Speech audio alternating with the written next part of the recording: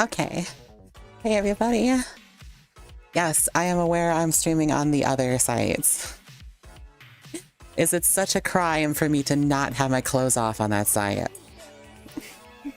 I don't understand. What's the issue here? I'm gonna be doing a normal Twitch stream. I'm not doing other site activities, but I will be streaming on the other site because why not? What's the harm? The only one here's the thing. I can't fix that because I would have to end the stream immediately to do so. So relax, it's fine. Project Millie does it. Vexoria does it. Lots of other VTubers do it. I'm not the only one. Hi everybody. Hello.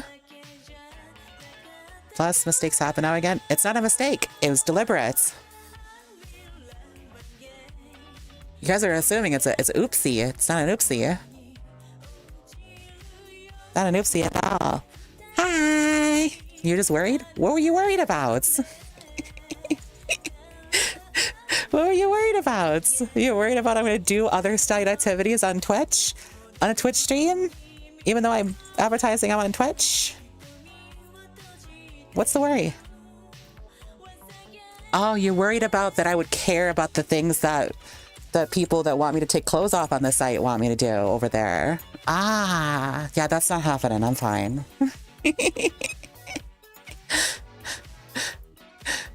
Ended up crashing out over it. I could do a Twitch, I could do a normal stream on Fansly. It's fine. It's totally fine. It doesn't have to, none of it matters. Hi, Motherly. Hello, hello. Hi, Kalav. Hi, Chazzle. Hi, Silent. Hi, Chromisel. Hi, Silent. Hi, Sparnally. Hi, King Kaz.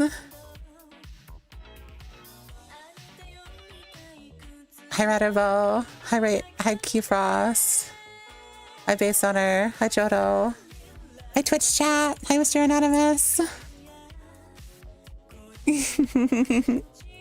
Hi, everybody. Hello, hello, hello.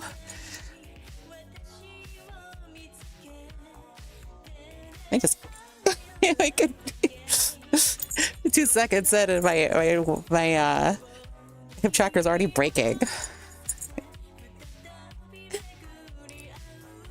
Hi. Hi, hi, hi. Hi, hi, hi. How's everybody? Is Wednesday. Happy hump day. Giggity, giggity. And it went out last stream, so I missed your stream. That's okay. The VODs are out. Like, that's all the VODs that I put out. You also can watch them on YouTube. And on YouTube as well.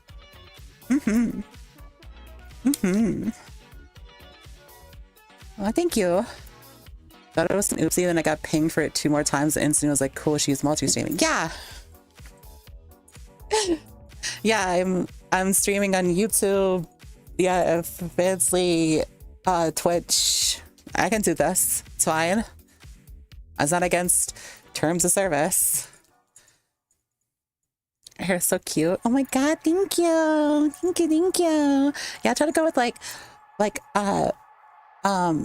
highlights and stuff. But I don't know. We'll see how it goes. Yeah. Normally I have like black highlights, but I wanted to try doing blue highlights. I mean, white highlights today. So, loving your fit check. Oh yeah, I like the fit check. Hold on, we will give a proper fit check, and we give a proper fit check here. There we go. See ya. Go fit.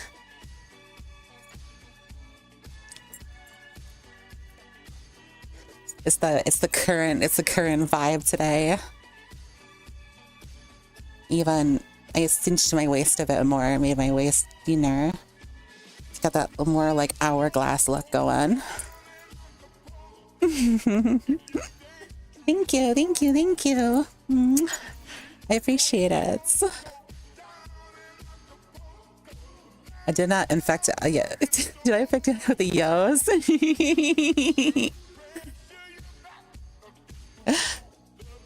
I don't know. Maybe it's Ed. Don't tell them that though. They'll start being haughty and sassy to you. Thank you, Swindle. Appreciate it. It's not though. See. See, do you notice a 5-second delay? Weird, but anyway, how are you, boss? Yeah, the other site has it has a, you just have to turn on low latency mode. If you don't have low latency mode on, or you already have low latency mode on, and it's like still a 5-second delay, that's just that site, man. That's just what it does. It's how it do. It's how it do.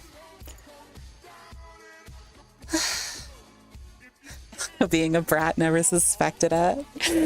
Yeah, it's never suspected. Never suspected.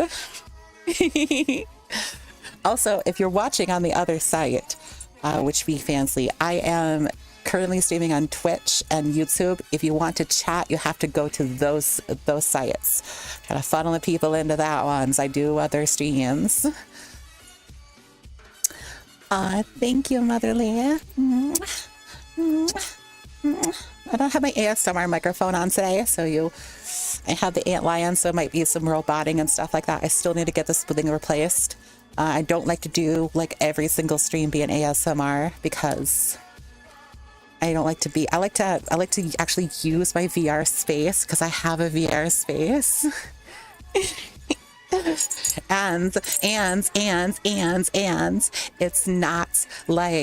not ruined anymore by fucking flooding.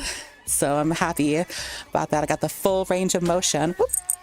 I say as I walk into my I walk into my little like couch thing back there. Walking around IRL is more natural, not gonna lie. Yeah. Tracked in the workaround, sigh. Same. I woke up sorry about the stream being late, an hour late. I woke up and I just had shitty sleep today. Like I just had really crappy sleep.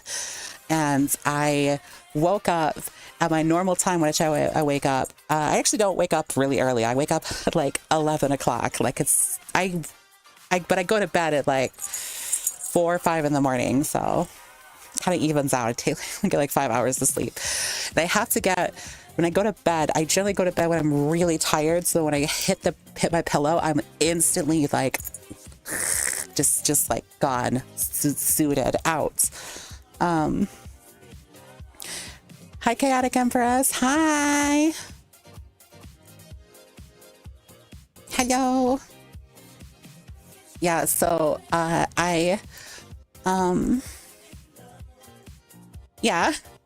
I didn't get any of that sleep though, so I just kind of like I went to bed and it just like I woke up and I was like, oh, I could do like 3 more hours because I kept waking up in the middle of the sleep. It was a very segmented sleep, which is really shitty. And I don't know, I was working on stuff and I like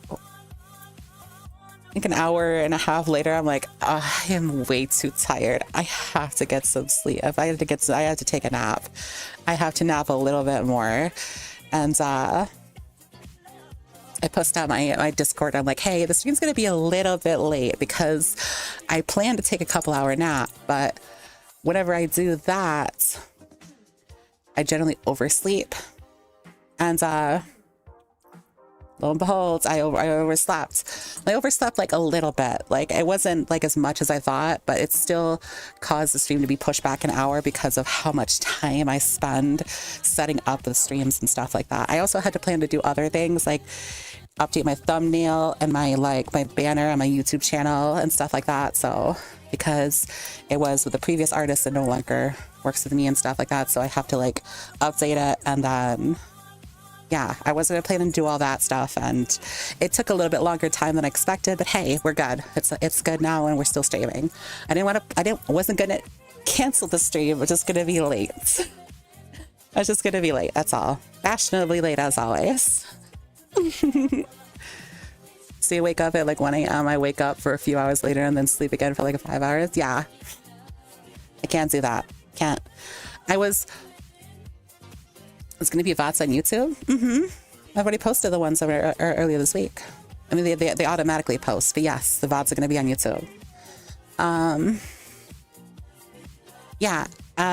Also, I got to play the new Helldivers update. I have notes. I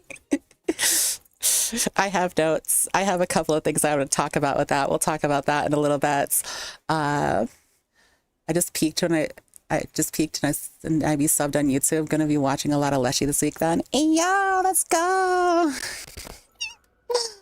Hooray, hooray, hooray. What else we got here? What else is there to talk about? Later this week, I'm gonna be doing a special stream. Like it's gonna be on Thursday. Well, tomorrow then. Tomorrow tomorrow's gonna be a weird stream because I'm gonna be doing a short stream, but it's gonna be a short stream that I haven't done ever, and that's gonna be I'm gonna be building a MTG Commander deck, like on stream, show you guys my processes when I'm deck building. It's outdated. It's not up to the times. I know, because I'm not up to the times on Magic, so I'm a bit of an old head. It is what it is. I just say that now because it's kind of hard to say now because I say I'm an old head, and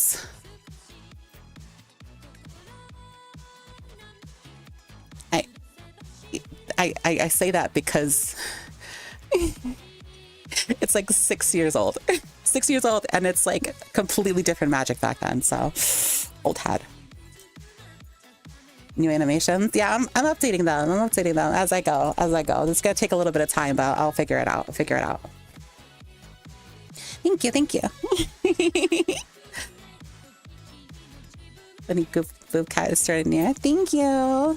Thank you for stopping by, baby.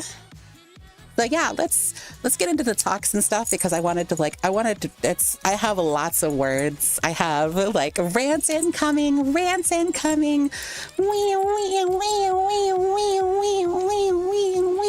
Sorry. About the new Helldivers updates. What mech experts? Is that what it's called?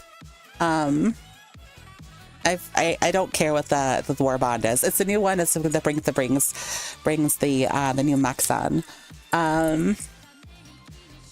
Wow. Okay, let's start with that. Let's start with the good things. Start with the positive stuff because it gets on a positive note, and then we'll get into the negatives, which there are numerous issues. The negative section is going to be a little bit heavy because I have thoughts. That's all I gotta say. Positives. The new mechs are pretty cool. They're pretty cool. The lumber is really strong. It got a flame mech finally. Everybody wanted one. We got one. We got a flamer mech. It's really cool. It shoots fire. It's like it kills small things. It kills big things because of the cannon. It slices. It dices. It does what you need it to do as a mech. Mech improvements were much needed because they were like basically paper and I didn't want to use them, and now they feel stronger, and that's great. I like that. I like feeling like my mech can kill a lot of things, and by the time when I'm done with my mech, I have another mech that's like almost off cooldown. It feels nice because if you can really conserve your ammo and like utilize every single round on your mech and stuff like that, you can stretch out that time, that's cooldown, and it feels stronger. It feels stronger, and I like that. What else is there? Let's see. The Bulletstorm is a really strong stratagem. It doesn't seem like it because it's a light armor pin weapon, but you get two of them just like you do. It's like an eat, except as a stalwart that you can't reload. So you just expend its ammunition, and then you just pick up the other one. You could spend that one too, and that one, it does have a lot of ammo in it, and it has really solid like recoil control. It shoots pretty straight and it shoots pretty steady, so that's nice. High rate of fire, lots of damage output. I love that. And also because it's like an eat, it has a super short cooldown, so by the time you're done using both of them, you'll probably have at least like 30 seconds, you'll have another one. So pretty good stuff right there. Pretty good stuff. Let's talk about what else is there. The armor passive. The armors look cool. Let's put it that way. The armors look cool. I'll talk about the armor passes. That's on the negative side. The SMG. I think the SFG was like, I think it's great to pair with the ballistic shield, which they actually buff like crazy. They gave it like 60% more health, which is nuts. So it has nearly double the health that it had before. When it was from 600 to 1,000, which isn't like double like per se, but it's pretty close. Like it's pretty close. Yeah.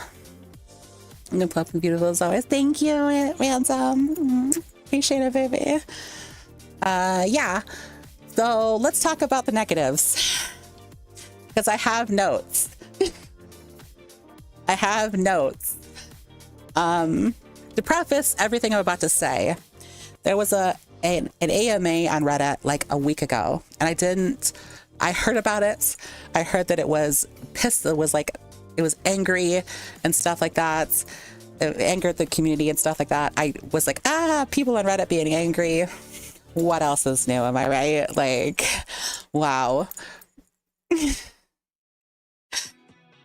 And in other news, water is blue. The sky is blue. Water is wet. You know, whatever. People are angry on Reddit. No, turns out it was a well-informed AMA where people legitimately brought up like real problems, real issues, real like bugs and problems like that as far as the game goes. And the creative director, Mr. Pilstat, just actually water isn't wet and makes other things wet.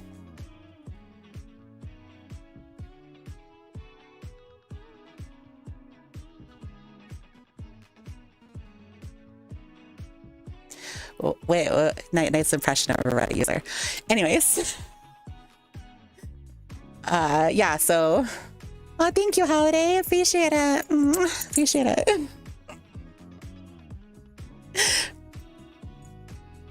Yeah. So, they brought up legitimate concerns, and the creative director, Mr. Pilstat, just kind of like hand waves a lot of problems. Hi, Dragon. Hello. Hi, Jodo. If you're in your stream, in the storm, and you're driving, you shouldn't be watching the stream. Be safe. Pay attention to the road. What's wrong with you? Jesus, I didn't have to tell you this. Hi, Chris Gamer. Hello. Yeah, this kind of hand wavy like answers, like fucking water isn't wet, and 1 kilogram of steel is heavier than a kilogram of feathers. Exactly. There's just no way. It's a kilogram of steel. There's no way it's heavier than a kilogram of feathers. Duh. Anyways, yeah, like, we're not really, a lot of his answers were, we're not really looking about that. We're not even really concerned about that. Or that was just like a lot of his, that was so many of his answers. So many. And there was a person that legitimately came up. He's like, hi, I have a itemized list of all the bugs currently in Helldivers 2, and it's a Google Doc, a spreadsheet, colorized, organized, itemized, of every single like known game bug. And it's just like, you just scroll and you're just seeing all this shit. It's so many things. And he's like, oh yeah, that's good information. I'll hold on to this. Thank you. That's it. And people were just like, oh, this is not good. This is not good. They better fix some things about things where we've been like telling them about in this war bond. They have to fix something. And then the war bond came out. Yeah. So I have notes. Let's talk about that. Let's start with the positive. Let's say to start to the positives. Let's start with the issues with the stratagems themselves, like the war bond itself. First of all, they said that they weren't going to put game like necessary mechanics and items behind war bonds. So previously, whenever we got a new mech, it was just you just got the mech. You just had to go pay for it with requisition slips. It was available already in your like your stratagem menu and stuff like that. You just had to pay for it with rec slips, which is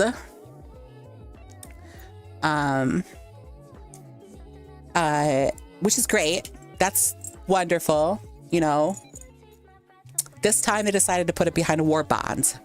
And they said that they wouldn't do that. So they just straight up lied. They lied. That was a bull-faced lie. And they lied like literally a week before they did this. Like, yeah, that's shit. That's shit. It's shit. It's shit. Pretty shitty. It's the shitty thing to do. So they buffed mechs. However, they decided that on top of buffing mechs, they're going to buff literally everything else too. So all of the enemies got buffs to their durable damage. What? The buffs they got, so like every enemy in the game now does more damage. It takes more damage to kill, and also does more damage to the mechs. So it was like 2 steps forward, 1 step forward, 2 steps back.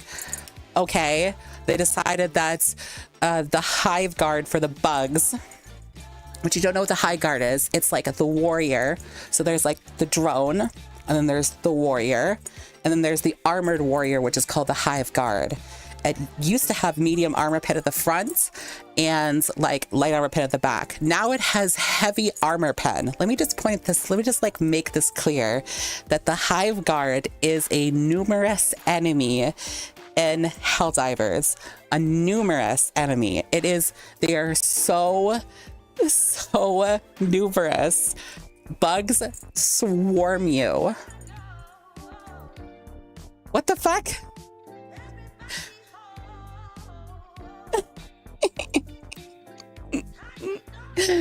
The dress looks like it's about to give up.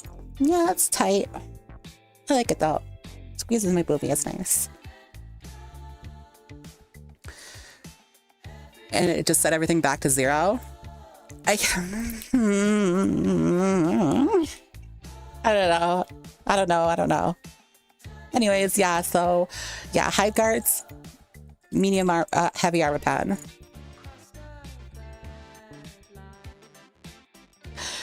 I shouldn't need to like explain like why that's stupid.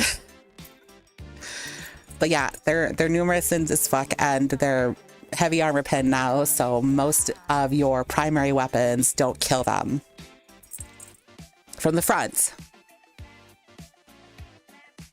You know, they still have like light armor pen and around the others. Yes, you can circumvent this by running around and then shooting the weak points. Here's the problem with that. Hive guards like to bunch up with warriors, and warriors and hive guards like to bunch up with alpha commanders and drones. When you're shooting a group of like bugs and stuff like that, you're generally shooting a group. You're generally shooting at a group of enemies, and having one enemy that just kind of fucking shrugs off most primary weapons is so stupid. So stupid. Yeah, that's they said in the patch notes that enemies were at a good spot, but they're gonna buff them anyway. So like Illuminates and Illuminate and Automatons got a buff to damage for vehicles and stuff like that. By the way, all of this changes for like vehicles only applies to mechs. They did not buff the tank. So the buff to enemies against vehicles also applies to the tank. So the tank is even worse than it was before. Basically, the tank is completely useless unless you're doing a defend in place mission, where the only way they can come is one direction, and you can just use high ground to utilize the tank. It's like overwhelming firepower. That's the only time it's ever useful. If you're bringing it on normal missions,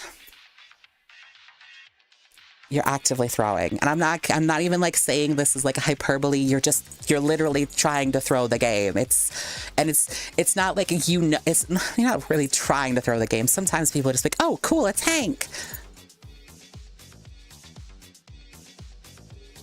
Yeah, so that sucks. Hi, Tyazan. So this game with the mechs themselves, right? The flamethrower has an issue where if you shoot a flame, the flames at an enemy that's too close, it goes through their hitbox. Just so you're aware, before I get into that, let's talk about the armor. I know it's going all over the place, but there's so many things wrong with this warband. AK, TLDR, the warband actually sucks. And I don't like to say this about warbonds and Helldivers. I like the game, and I like most warbonds. I think are pretty good. This one, I think, kind of sucks. I'm just gonna say it right off the jump. I think the warband sucks. And it's mostly due to the changes they made. So let's start with the armor passive. Armor passive makes you run faster and also gives you a more like slide speed and length. You can slide in Helldivers now. That's a new thing. You don't slide very far. You slide like 2 feet and then you stop sliding. The armor makes it to where you can slide a distance that's longer than 2 feet, but not much longer. And yes, the armor passive does actually work. Here's the issue. It doesn't feel like it works because when you're using it, apparently you also buff the enemies to be faster. That's the reason why bugs seemingly seem to be quicker nowadays, because somebody's bringing that armor in and the bugs just swarm you. They're so fast. Apparently it's bugged to where it buffs you and all the enemies. So what does that do effectively? Zero sum. You're not faster because the enemies are faster. You're just as fast. And guess what? The enemies are faster than you. So even if you're with a light armor pen, like a light armor, the only thing you can do, that is the fastest you can be, and you're still not faster than drones. So, wow. Is it a bug that's doing it, or is it a feature? I don't know. They didn't name it to be a feature, so it has to be a bug. It has to be a bug where people are naming it to be a bug. So it's a bug currently. The armor is obviously a Titanfall reference, but its perk is a wet fart. It is a wet fart. Totally agree with you. The armor on the Hive Guard's front claws are still medium armor pen, and the explosives kill them great still. Wonderful. That's not where you're going to be shooting 90% of the time. Again, I want you to picture a wave of enemies shooting at you. You're going to be shooting at them to like this. You're going to be shooting at them in a, you can, pinpoint certain enemies first and kill them first. That's great. However, with how fast they move nowadays, with the past 2 days, you're going to be panic shooting an awful lot. Is that you are fast as the armor below you. So heavy armor is now as fast as medium armor is as fast as light speed, and light armor is speed. Yes, I am aware. Wet fart. Not a great armor passive. Not great. And also apparently is causing the bugs to be faster. So that's great. But they're slowly crumbling because it's built on outdated engine and possesses a lot of issues with the dev team.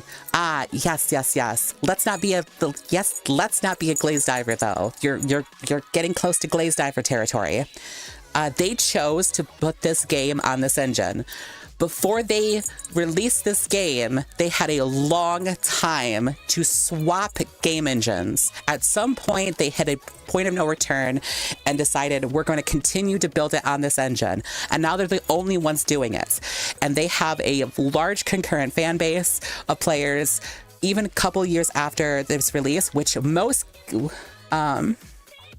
Oh my god, thank you so much, Squirrel, for the tier 3 sub. Thank you, baby. I'm doing wonderful, Immortal Phoenix. We're talking about Helldivers right now. Thank you so much for the tier 3 subs, girl. Really, thank you. Right. So they have a really large concurrent fan base. Most games nowadays would kill to have that. Think about it. Most games that come out generally don't retain as much, nowhere near as much players as Helldivers has 6 months after release. So Helldivers has a lot of goodwill that they built up from the community.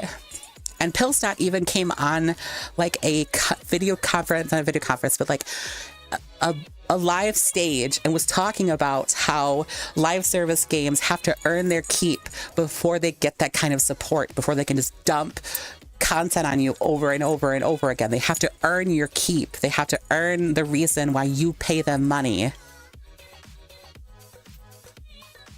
And yet, what they said in the AMA was, we're more concerned about pushing new stuff out than fixing what's already there.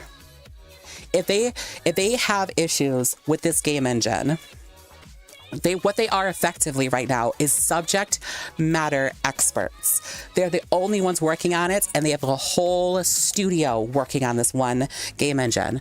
So fix things. I mean, yes, it's outdated, but it doesn't mean that it's not usable. It doesn't mean that it can't, like, people have figured out problems and fixes for games on the Commodore 64 within the last couple years. And when's the last time anybody actually used a Commodore 64? That is not an argument. It's not an argument. It's not a statement. Like, at this point, you cannot be like, oh, well, it's not an outdated game engine. No, it's not. It doesn't matter, because they're the experts on this game engine now. And if they want to continue the game to exist, they have to fix these bugs. They don't have a choice. Otherwise, the game is going to die. That's how it works. Either they change either they update the game engine, which would require lots and lots of work and would take a longer time. And maybe they should be like, hey, we're going to change the game and put it on a different engine. And at that point, they have an excuse to ignore all of these, ignore all of these problems. They have an excuse, but they don't say that because that's not what's happening, right? So if that's not happening, my outlook is that there has to be more to it than the devs being stupid. They've been doing so well up to recently. It doesn't make a sense to them to have taken such a massive nosedive like this.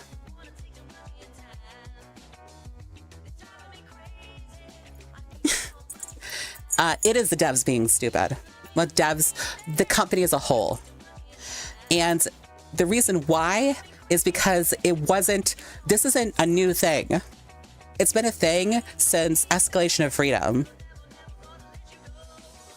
Just so you're aware, these problems have been an issue since Escalation of Freedom. There's been issues that have been ignored since then, like the Flesh Hulks not going through buildings. That is a bug they literally fixed this patch. That's been a bug since they were introduced in the game.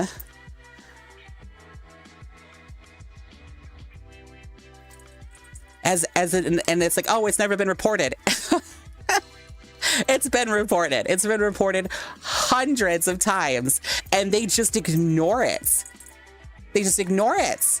They ignore people doing bug reports. They ignore people's feedback. They deflect and deflect, telling everybody, like, yikes is right.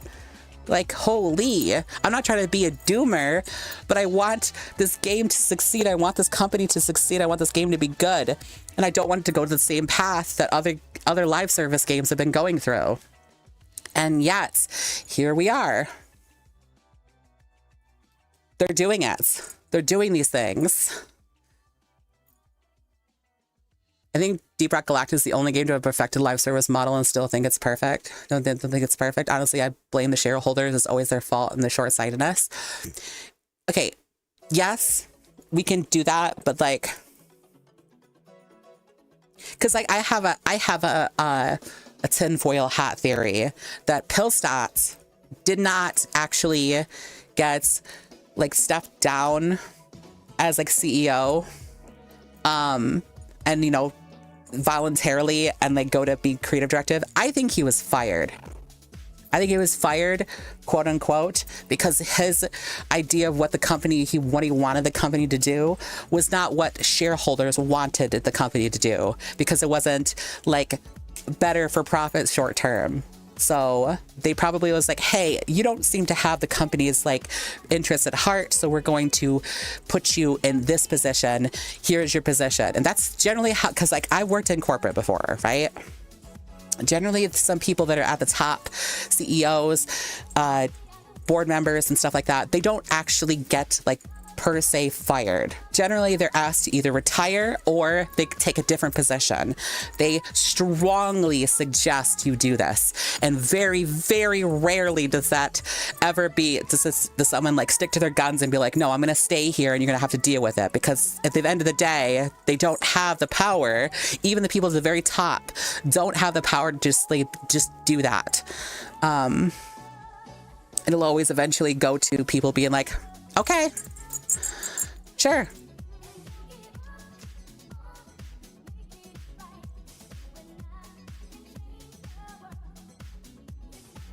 By the way, you're fired.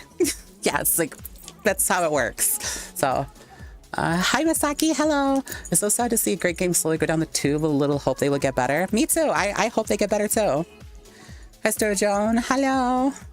Game goes down the shitter because the main creative mind is fired for no reason. The CEO is bored.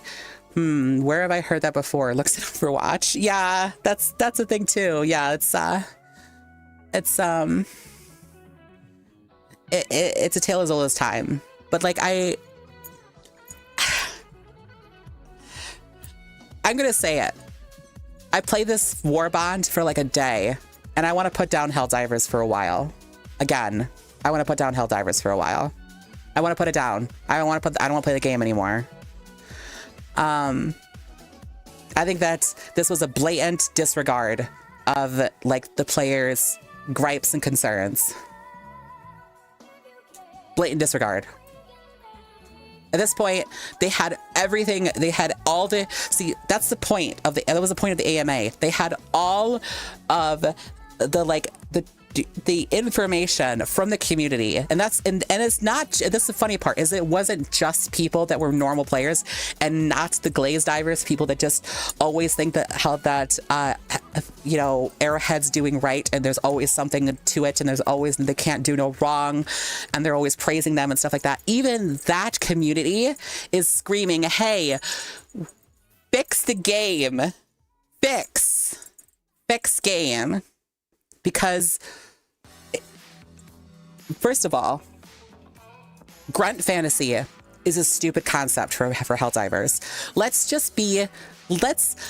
like delve into it. Let's indulge a little bit into that, right? It's like, oh, well, I like the grunt fantasy because it's a little bit more realistic. Realistic. Okay, you want to be realistic? Let's be realistic for 5 seconds. Let's say that Super Earth was fighting these enemies, and they are as tanky and powerful as they are. Do you understand the logistical nightmare that Super Earth is currently in? We are surrounded by all sides with 3 different factions of enemies that even the smallest of enemies can murder so many of our population. And we bring in our elite enemies, our elite soldiers, and they even get folded at any type of like close combat with these enemies. These enemies are so strong, much stronger. Their weapons are stronger, their armor, their vehicles are stronger, everything about them is stronger, right? And we're surrounded by all sides and we're winning. I don't know about that one. I don't think that would be the case. I think that Super Earth would be wiped off the fucking map.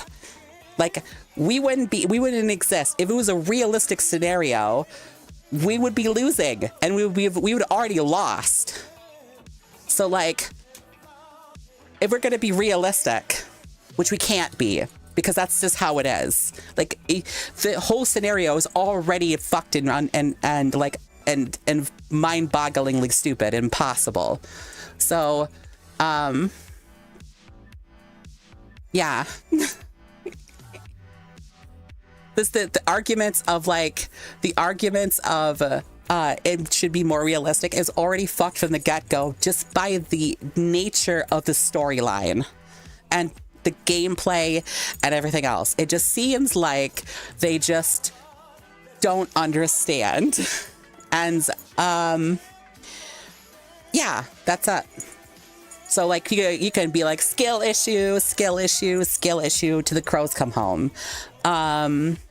You're dying like a motherfucker. Everybody else is dying like a motherfucker. And here's the thing.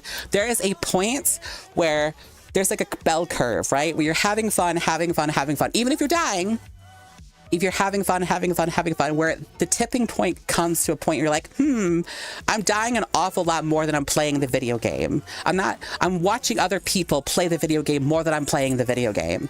And then you start to not have fun. And that's when you put the game down and you lose a player. And you just do that over and over and over and over and over. So at what point? And then, so let's say that everybody gets shitty, like everybody is fed up, right? And only the glazed divers exist. How many people is that? Less than 1%. Less than 1% of the player group. Is that a sustainable game? Nope. They'll get the studio shut down. They'll get the studio acquired by some other company and then shut down. And then the service will be ended.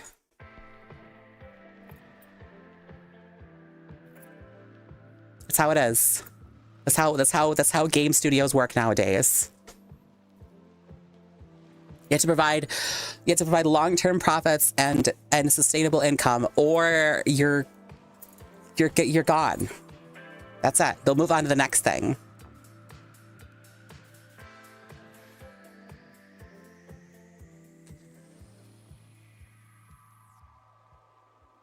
It was so incredibly out of touch, and coming from Pilstad made me lose faith in the studio. Yeah. And the people that the glazed divers out there, right, have collectively agreed that maybe it wasn't Pilstad, maybe it was like a secretary or something. That is copium on a different level. It's copium on a different level. These people treat these devs like they're gods. I swear. It's crazy. Anyways, right. So what else do I have to talk about? Bitch about this war bond. Enemy factions, stuff like that. Blah blah blah blah. Thinking. I don't have anything else to say. That's pretty much my That's pretty much my 2 cents about the new war bonds. I just think it's not great. I just think it's not a great war bond, and it came at the worst time possible. All these changes came at the worst time possible. It was about as egregious to me as Freedom's Flame. When Freedom's Flame came out, people were like, "Wow, cool, a bunch of fire stuff," and then they were like, "By the way, we're nerfing fire." So it was just like.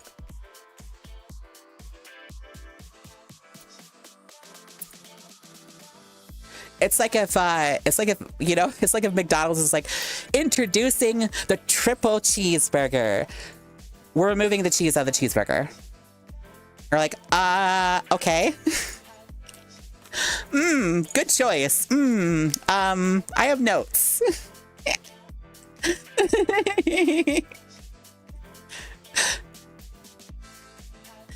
I was expecting more of the new Vile Titan, but it's okay. It's tankier. It's scary looking. I mean, it's faster too, obviously, so that's another thing too, you know. Can't always be like winners, I guess. I'm fine with it. I don't want another heavy unit that's annoying in the bugs. Like, they buff stalkers. Stalkers do a lot of durable damage nowadays. A lot of durable damage. That's crazy, by the way. That's crazy that they do a lot of durable damage. So yeah, I don't know. Maybe it's just me being a doomer, but I'm not being a doom diver. I just want the game to be better. I want the game to be better. I'm not a doom diver.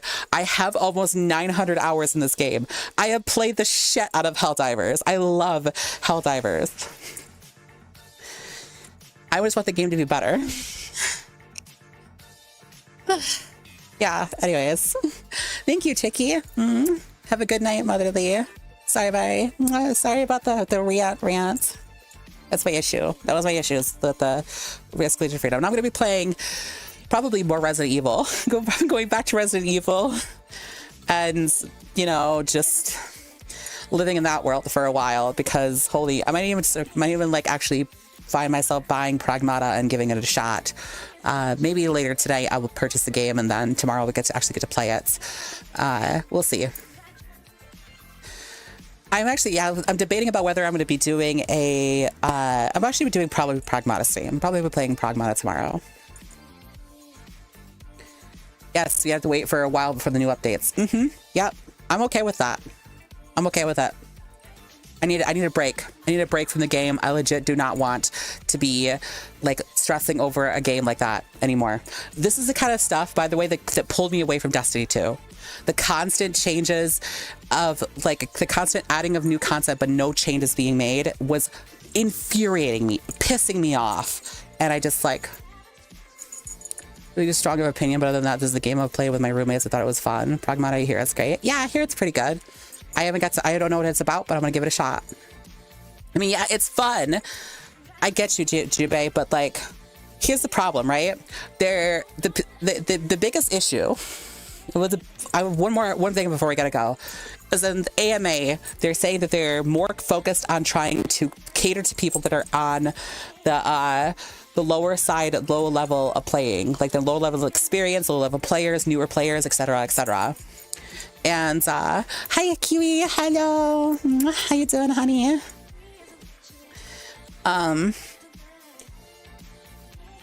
Yeah, that's and they're like, oh yes, because they're the more numerous player. They're the more numerous of players. That is not true, by the way. More than 40%, 42%, which is like 6 or 7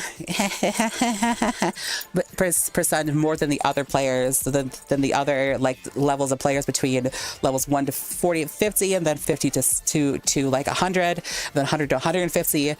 It's like almost a 10% more players on the very, very end, on the 100 into 150. That's more than almost half the player group. It's almost half the player group, 42%. So that's a large group of people that they're not catering the game to. They're ignoring. They're like saying, hey, once you get past level 100, we don't care about you anymore. Like, we got the money out of you. Like, we got the time out of you. We don't care about you anymore. So here's my advice. If you play the Helldivers, get to level 100 and quit. Like, quit, because the game doesn't care about you anymore. They don't care. They don't give a shit about you at all. At all.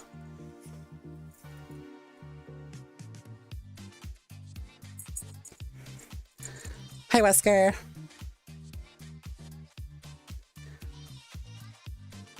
Have a good one, Spartan Aaliyah. How are things? Doing all right. Doing all right. So that's my thoughts on the new War Bond. I'm done talking about it now. For real this time.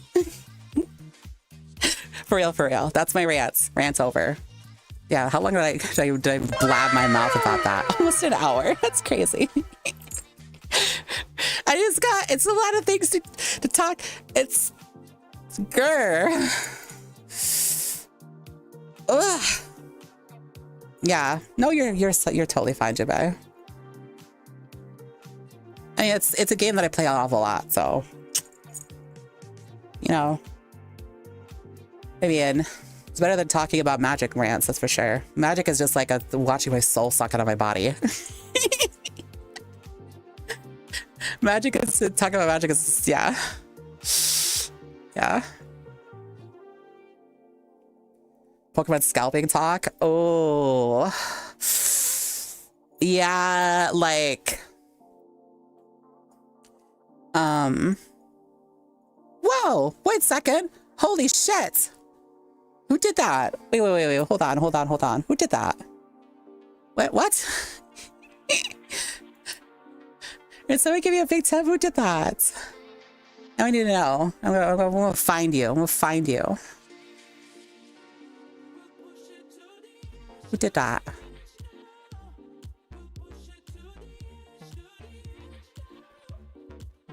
Aw, thank you.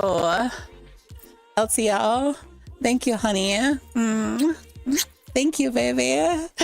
Thank you for the $120 tip. That's so sweet. Thank you. Wait, was that on the other site that they did that?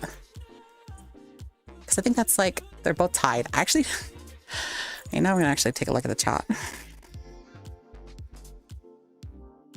Ah.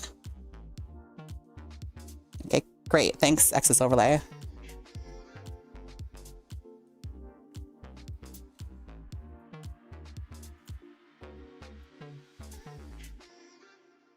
Huge dono. Yeah, huge dono.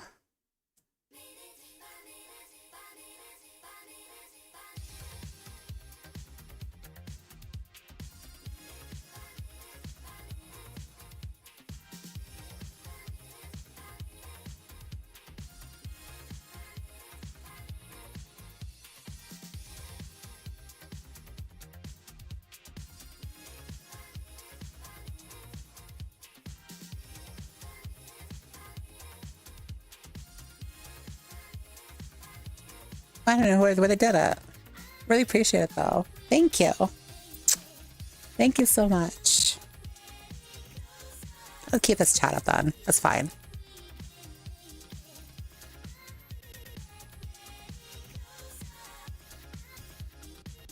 Do you have a number of models almost ready? Oh, okay.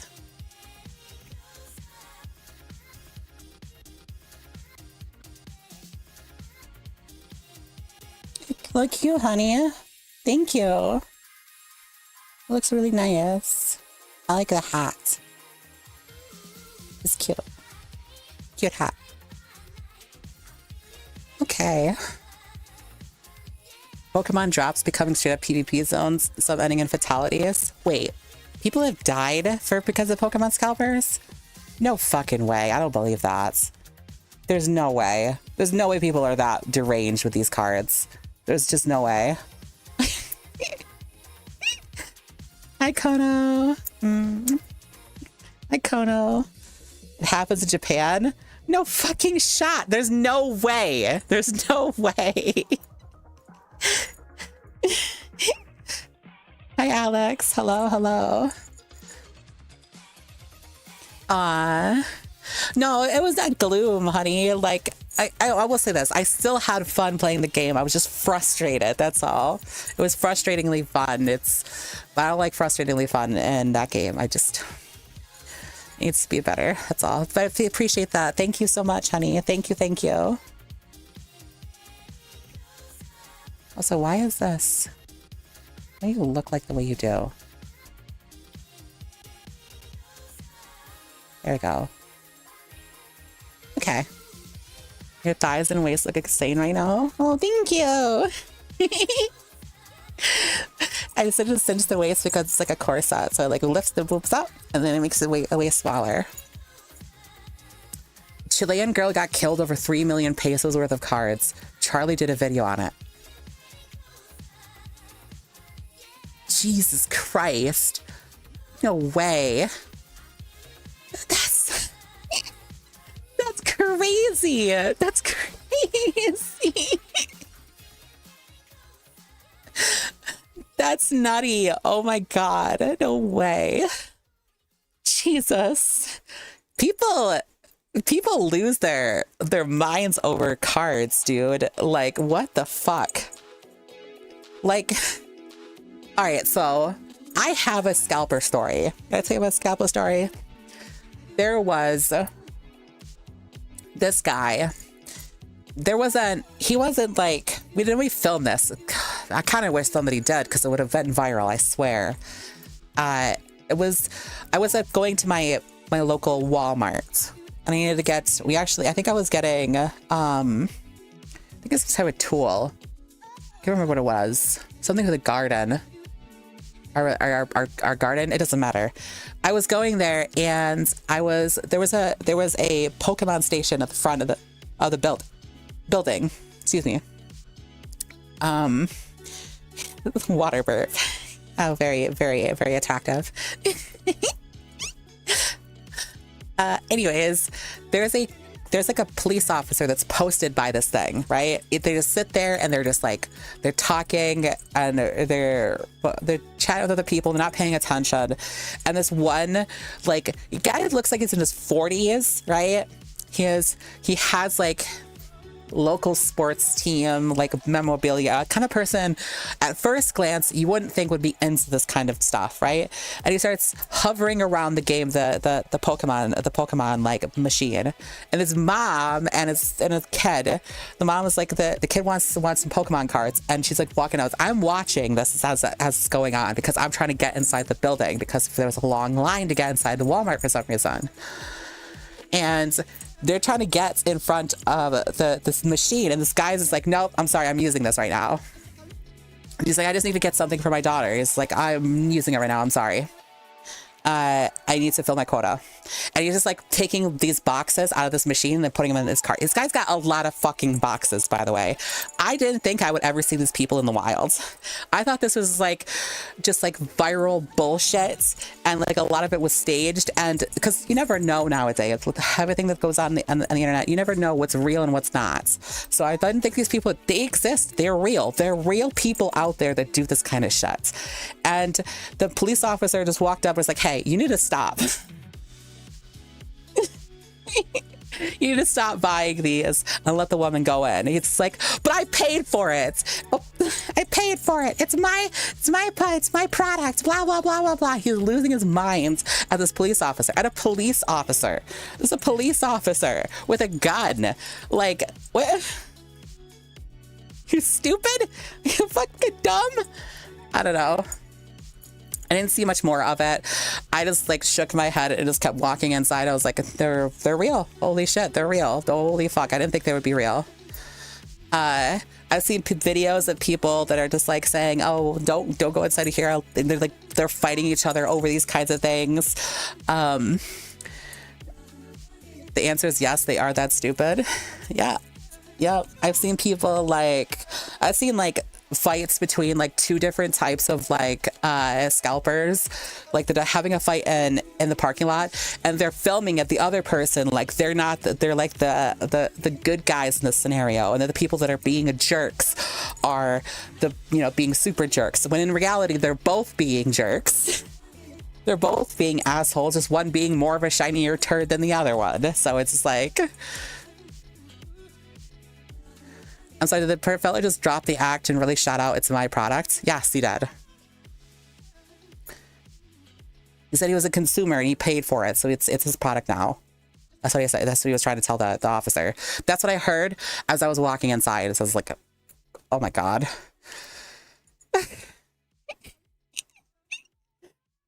That's nuts. That's fucking nuts. If you get to 400 up in the last 100, oh my God. Don't. Stop.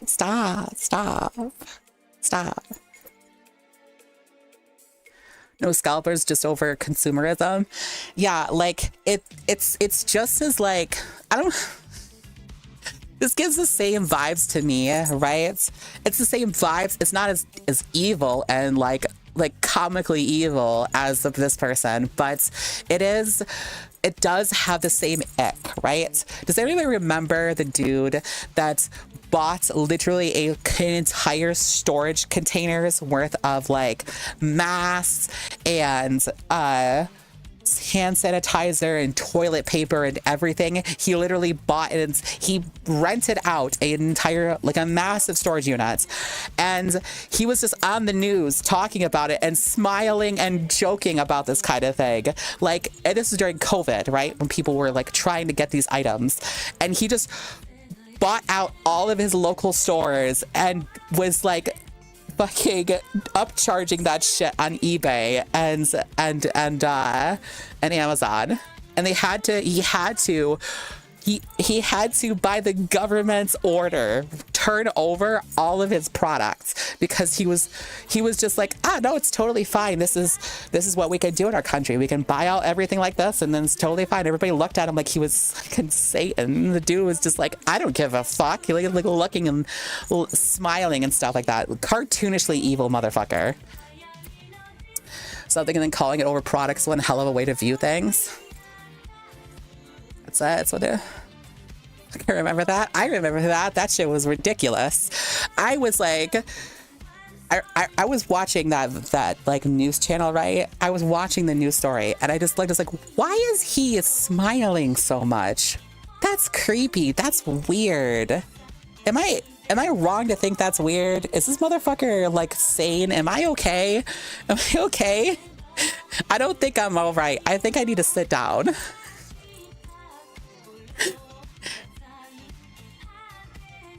Capitalism is so much fun. Yeah, it's so much fun.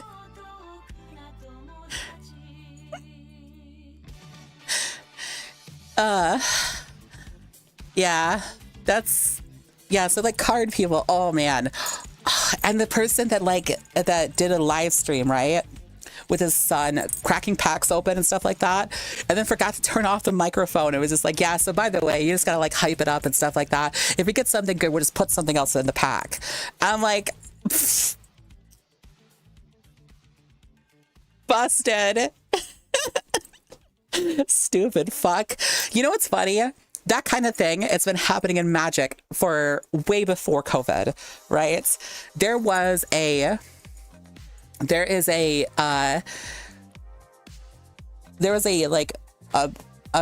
solid piece of advice that people that were like play the game for a long time would give people that were new, and that is, don't buy repacks on eBay or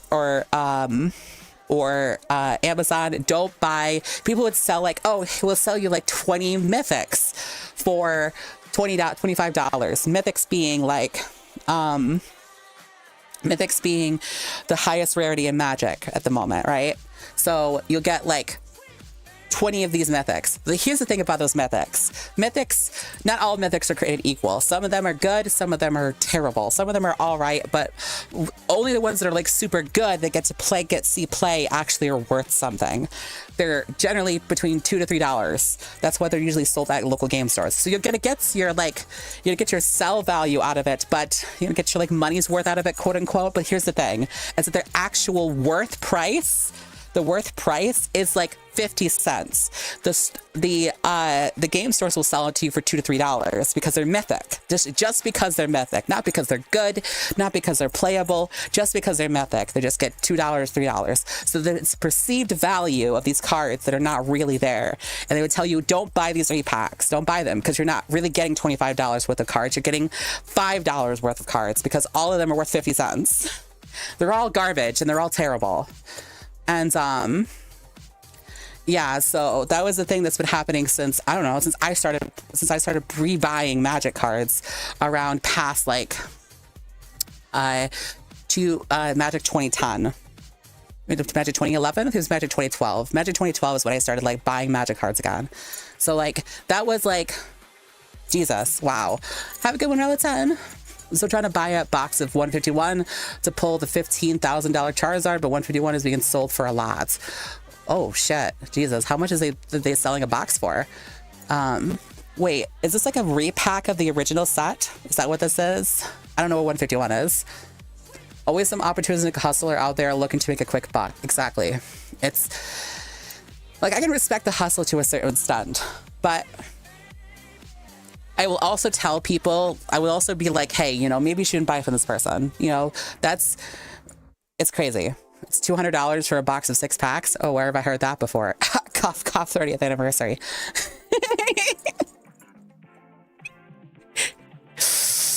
Yeah. Yeah, MSRP $1,000 for 2 packs. Not kidding you. Anyway, that's funny. That's great. It's so crazy nowadays because when I was like a wee knee high to a grasshopper, I was in early 2000s, right?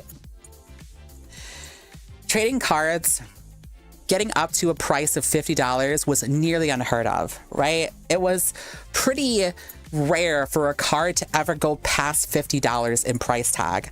And by the time 2010 rolled around, like there were cards that had literal like nicknames for how much they cost and how much they're worth, right? Like Bane Slayer Angel in Magic had the nickname Wallet Slayer because it would cost $60, $55, $60 per copy. And you played a 4 of, or sorry, 2 or 3 of, depending on what you would be doing in your deck, right? So it was a $200 price tag, and that was absurd back in the day. Absurd. And nowadays, you'll see cards that are just $200, and that's just normal. Like, this is normal. It's nuts. Freya, Queen of the Valkyrie, was $15.50 on TCG Layer, most I've ever spent for a card. But it does have the $15,000 Charizard in it, so it's the upside of $151. It's no.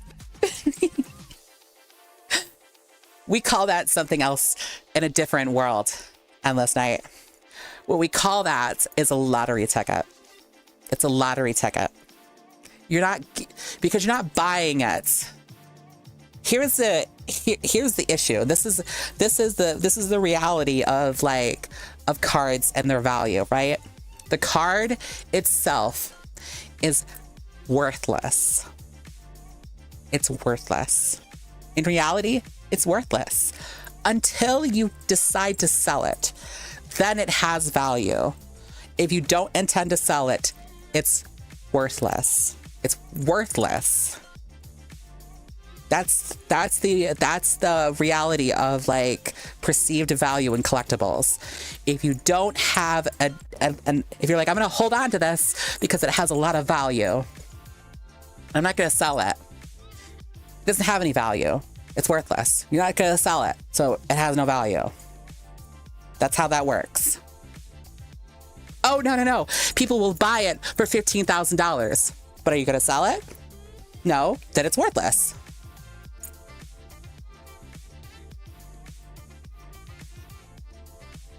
Holding onto a card worth $15,000 would be worthless. So what you're buying is a lottery ticket. You're not buying it for the card, you're buying it for the $15,000. That's a lottery ticket. That is a scam of card games nowadays. The perceived value is what people look at too much over the card being whether or not they're actually going to sell it. Also, grading cards nowadays is turning into a scam in itself. Like, there was a guy that was trying to sell a gem mint copy of a card. I can't remember what the name of the card was. And I think it was a Pokemon card. I think it was a Mew. I think it was a Mew card. I think it was a Mew. And the people that were doing the grading gave him, he was a 10 gem mint, and it came back as a 6 or something like that, like a 5 or something like that, perceivingly just slashing its value in half. And also they damaged the card, which puts it into perspective. Like, did you damage the card and you effectively, now you owe me $5,000 or whatever the fuck it's worth? Or did you take that card and put it somewhere else and then slip in a damaged copy? Because that's what a lot of people think was what really happens. Gaming nowadays is full of bad culture and monetization forms because people just ate it up. Exactly.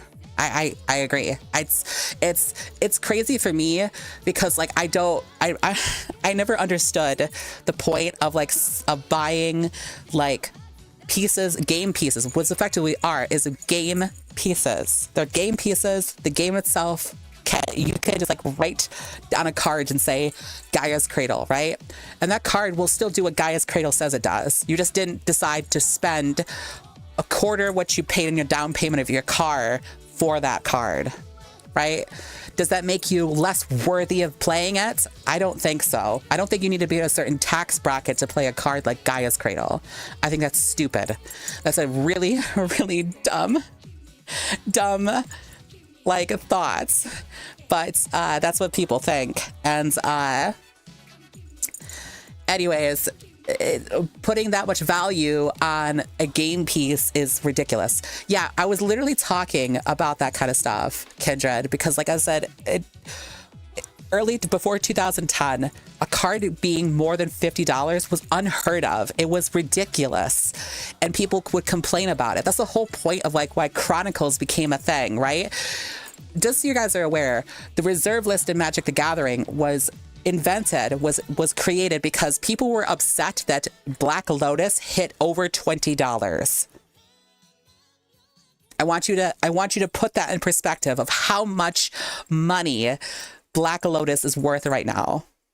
People were mad that the card went over $20. This was in the 90s. Nowadays, people are like, oh yeah, I mean, it's a Black Lotus, of course. It's like, no. No, not of course. Why should I pay $9, $10, $20,000 for a card that's literally banned everywhere except one format? Maybe two formats. 90% of formats it's banned.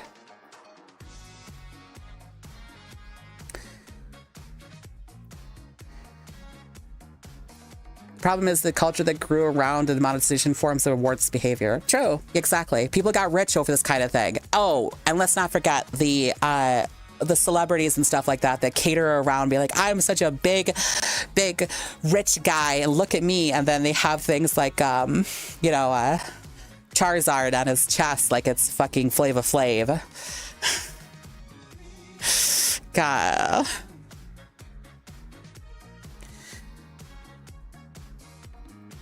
By the way, inflation, that would be around $60. That's what people also complain today, but you're not wrong. It's crazy. Crazy stuff, isn't it? Crazy world we live in. Crazy how like normal that is nowadays.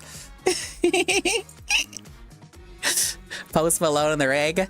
Yeah, that was a literal lottery ticket. That was a literal lottery ticket. I have no idea how Magic the Gathering got away with that shit. I have no idea how they got away with that shit. That was nuts. Nutty. If you don't know what I'm talking about, Universes Beyond set called Tales of Middle-earth. They introduced serialized cards. First time Magic has ever done serialized cards.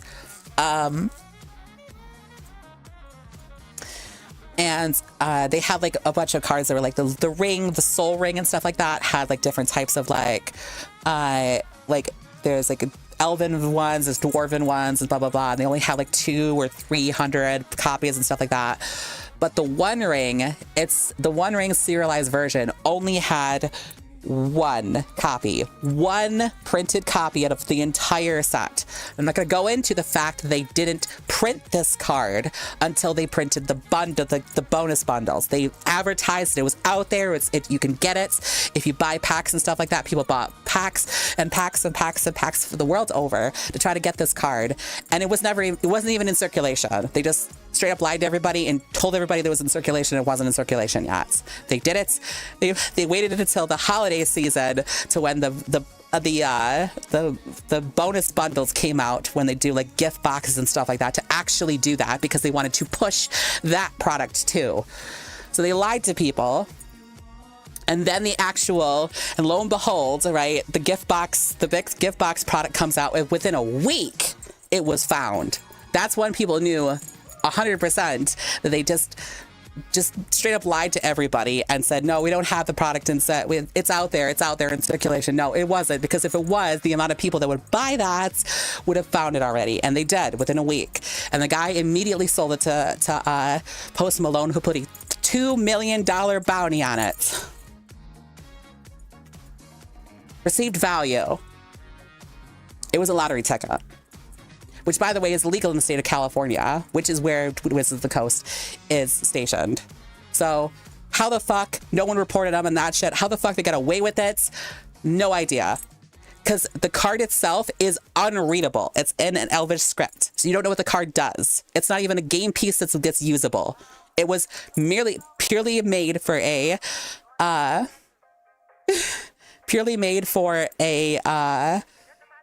just the publicity stunt, and that's it. And it was super duper expensive, and I don't care if Post Malone has it. Thank you so much, Timmy Bun, for the tier 1 sub. Thank you. Love bling bling. Bling bling. No, actually, someone sold a pristine 10 Black Lotus for $3 million. Holy shit. Yes. That's actually something I like about indie web. You stumble on indie websites where people post their collections just for funsies. It brings back the vibe of the 90s when you were mentioning. Exactly, right? Like, there are people that say, oh, my collection. Oh, God. The people, the reason why the reserve list exists, right, is because, again, people were complaining about the Black Lotus getting over $20, right? But people were like, and they printed a bunch of cards, and then the collectors are just like, well, now the value of our collection is down. And they complained and threatened to sue.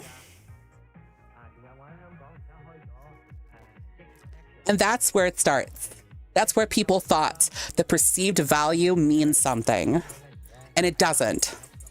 It doesn't mean anything until you want to sell. And when you want to sell, then it's worth something. And before that, it's worth nothing. If I say this shiny rock is worth $10,000, but I don't intend to sell it, I just hype it up. Was that rock worth $10,000? No, it's a rock. I'm not selling it, so it's worth nothing. Until I put the rock on for sale, then it has value. And guess what? When the next person buys, the sucker that buys it for $10,000, right? We'll take that rock and be like, this rock is worth $10,000. It's the most expensive rock there is. And they don't intend to sell it.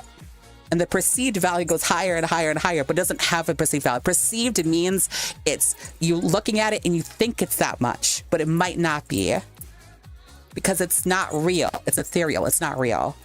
There's no value associated with the card or the rock because then you're not intending to sell it.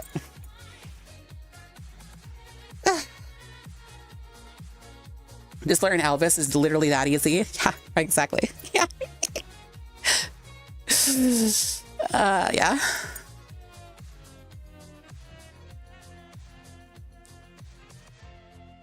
At this point, you're either a collector or just plain crazy to want to buy a Black Lotus. Some people like to have cards that are old and like to play them, right? There are people that exist like that. There are people like the person who is the biggest like purveyor of the Canadian Highlander formats, Mr. Ben Wheeler. He has a couple of very old cards. Like he has a Black Lotus, he has Power 9, he has a beta signed like Berserk and stuff like that. But these cards are worth nothing to him because he doesn't intend to sell them. He bought them because he had extra money and he wanted to buy them because in that format in Canadian Highlander, they're legal.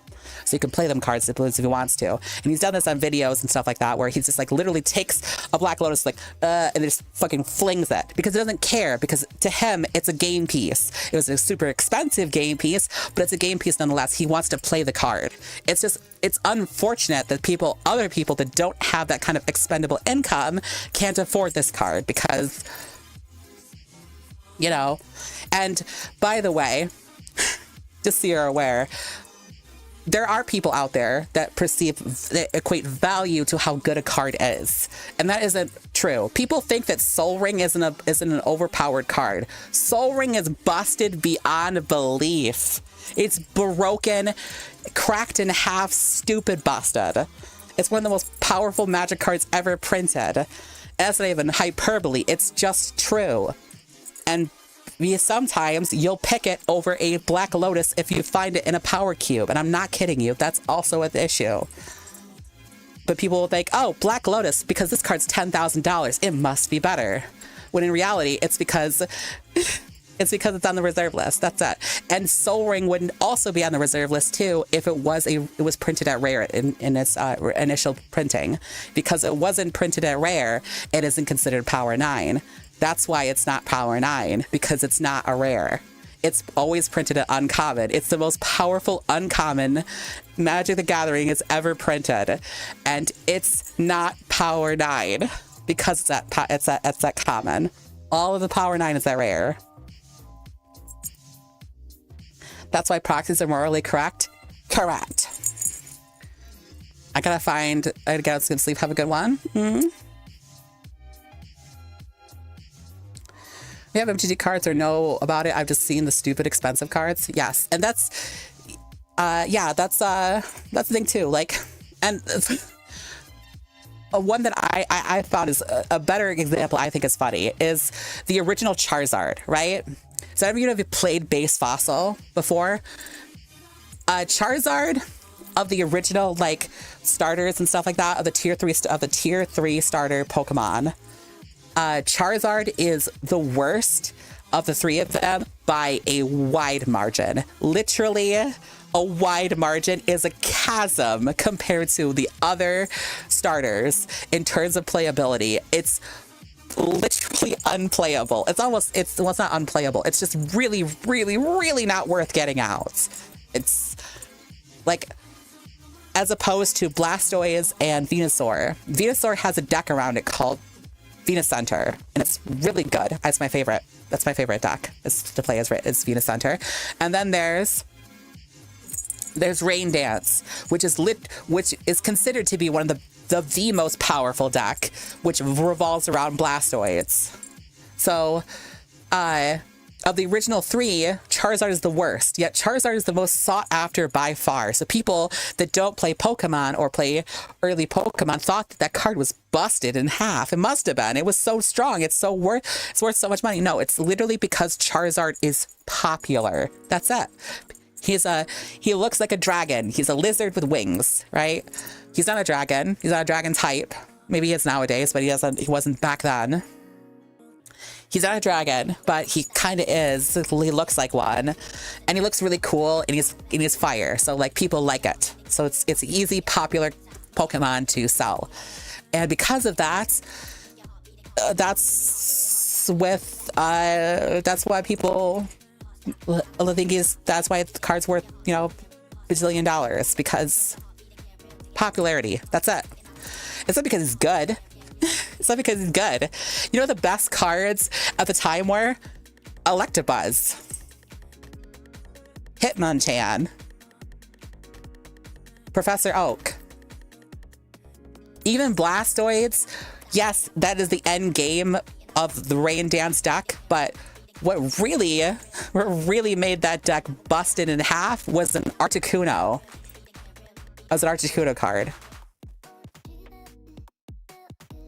Like, pound for pound in the game itself, Charizard is terrible. Yet for some reason, people think the card's great because so it has so much value. So, like Torchic over Charizard. My favorite's Totodile. I like Totodile. I love that little guy. He's so happy. I recently reposted a little GIF that somebody that my corgi reposted. I saw it on her channel, and I posted oh my god, I love this GIF. It's awesome. It's Hatsune Miku playing in the background while he's just he's grooving to it. It's cute. It's cute.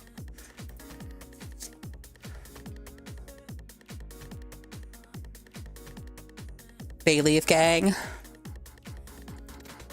Yeah, you exist.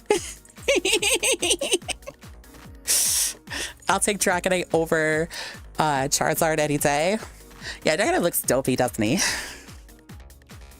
Of the three of them, Dragonair is the prettiest. Oh my god, the holographic Dragonair, such a pretty it's just a pretty Pokemon card. It was the OG one. It was so pretty, so pretty. Yeah, that's Misty's Articuno, I think. I think it was the name of the card. I think it was. I don't remember. Anyways, that's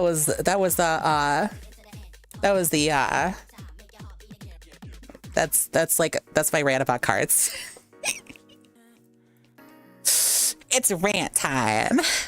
It's me regurgitating my stupid autistic thoughts to you this stream. Gyarados, I love the shiny red version. Oh my god, I remember, what was it? Was it Team Rocket's Gyarados or something like that? I pulled that card out of a pack when I was a kid, and I got scammed. It was the second time I got scammed. It was Team Rocket's Charizard and Team Rocket's Gyarados. I got both of these cards out of the Rocket packs. I didn't know what I was I don't know what I was doing with it. So I just kind of did what I wanted. I was like, oh, I'll play some Pokemon, but I don't know how to play the game, so I'll just say they're doing so X and Y and stuff like that. I pulled these 2 cards. I was like, wow, these cards are awesome. I didn't know that they had some like perceived value and stuff like that to the game, right? They weren't tremendously great in the Pokemon sense, but kids like Charizard, kids like Gyarados, right? So I got scammed out of like, because I wanted more of like, I had an issue with Pokemon when I was a kid, and that was, I was actually a little too lucky. I always pulled the big chase cards and never actually pulled the cards that get you to that card, right? Like the starters and stuff like that. So I didn't have like cards like Squirtle or, I specifically remember Squirtle because that's what I traded the card for. I traded the card for a normal Squirtle because I wanted a Squirtle. And the kid was like, oh yeah, this Squirtle's so cool and stuff like that. He was really hamming it up. He was an asshole. He robbed me, obviously. But that wasn't it. That wasn't the worst part. The worst part was I had a first edition holographic Scyther. That was my cream card that I remember getting scammed out of. Back then, Scyther was an extremely good card. It was really good. It was like the card that ended up replacing, I think it was Hitmonchan in the jungle set. It was one of the strongest starters. It was a starter Pokemon, and it was the strongest Pokemon out to play in the TCG player and the TCG. And I had a holographic first edition of it. Super great card. I had no idea what I had, right? Traded it for a Pikachu. Because the PS was like, oh yeah, you want Pikachu, right? And I was like, oh, I do want Pikachu. I do want Pikachu. Scyther's ugly. I want Pikachu. Nowadays, I'm like, I want to take myself, like strangle myself. Like, what are you doing? What is wrong with you? Oh well, it's whatever. We're all kids once, right? Technically, Pikachu is the only starter in Let's Go Pikachu. You can get Pikachu as a starter in Pokemon Go by walking away from the starters a few times when then Pikachu spawns. Oh, really? I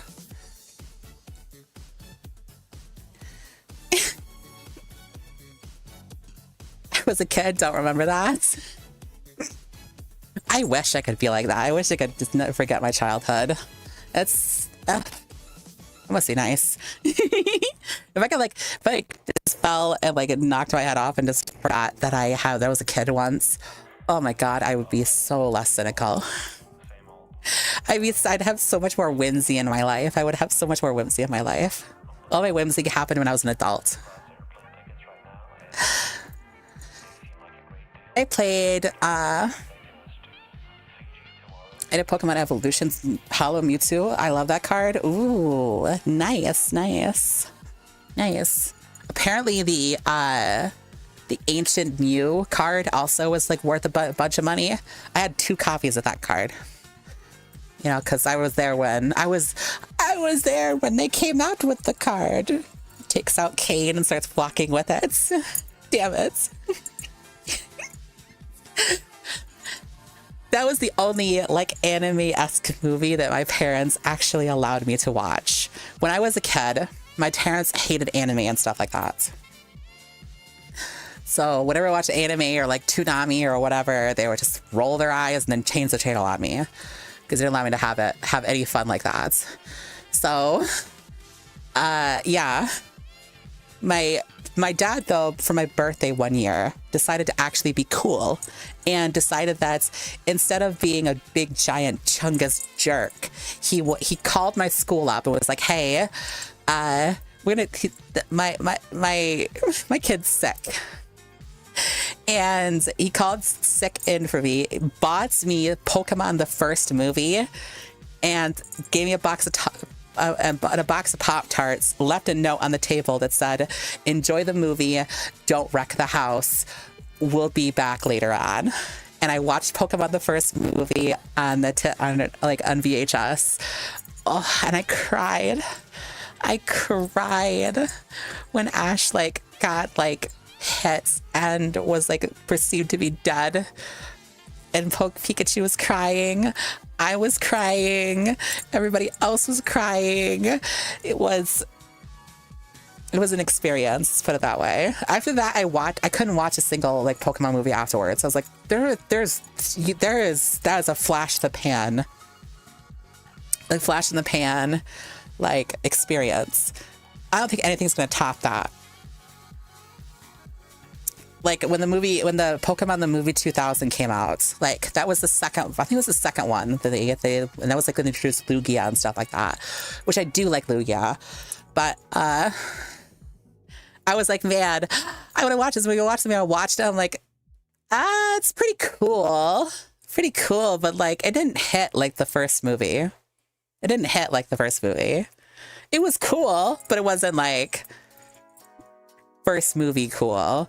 Like first movie was transcendent. It was, as a kid, it was awesome. Nowadays, maybe it wouldn't hit so much, but you know what? Maybe that's just me. The third movie killed me with Entei. Oh yeah, I did watch that one too. I watched that one too. That was the one with like the Crystal Castle, right? And then at the very ends of it, like Ash is riding fucking Charizard, because Charizard's in like a behavioral center for being a big jerk off. I love Evolutions because they made that set look like base set cards, but it also still newer. Those new cards are nice, even though they're not expensive as base set. Is it the ones you're talking about now? 151. I don't know what 151 stands for. Is that shorthand for something, or is it just what they sell it? How do you feel about the Forever with Celebi? Didn't watch it. That I stopped after the third movie. The third movie, I was like, this one's kind of okay-ish, you know, whatever. Yes, and the little girl kept calling Entei Papa, and I cried. Oh, that's true. She did. That was with Unknown, too. 151 in the original 151 Pokemon, the first John, when he was first in the Pokedex. Yes, I'm aware, but why are you talking about a set? Are you talking about base set? Like, or are you talking about, they just did a reprint of the base set as like a collector thing? Like, that's what I'm asking, as far as Pokemon cards go. I'm aware of the 151. That's...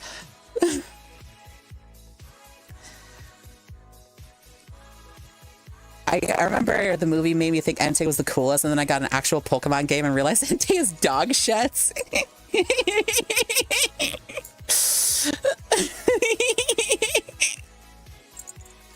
Newer set called 151? Is it just like, and again, it's like it's a reprinting of the original cards, right? Or is it just like new versions of the cards with new different text and stuff? That's what I'm asking.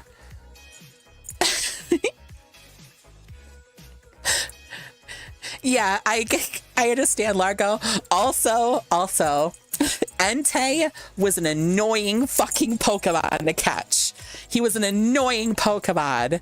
You had to, if you didn't know how to catch him, right?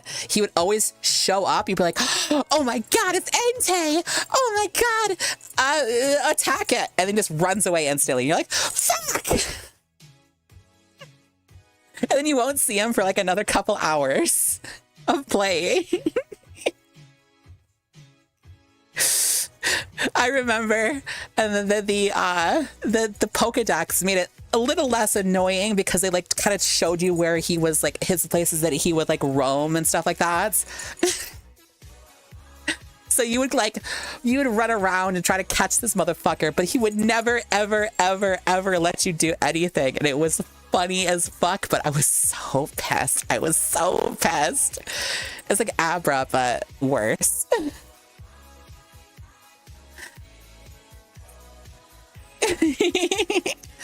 Can't decide between playing any game, my game, while watching, or focus on this conversation entirely. I'm not into trading card games. I'm mostly just talking about like Pokemon in general, like not just the trading card game, but like the games too, because I remember playing earlier. I don't play current gen Pokemon.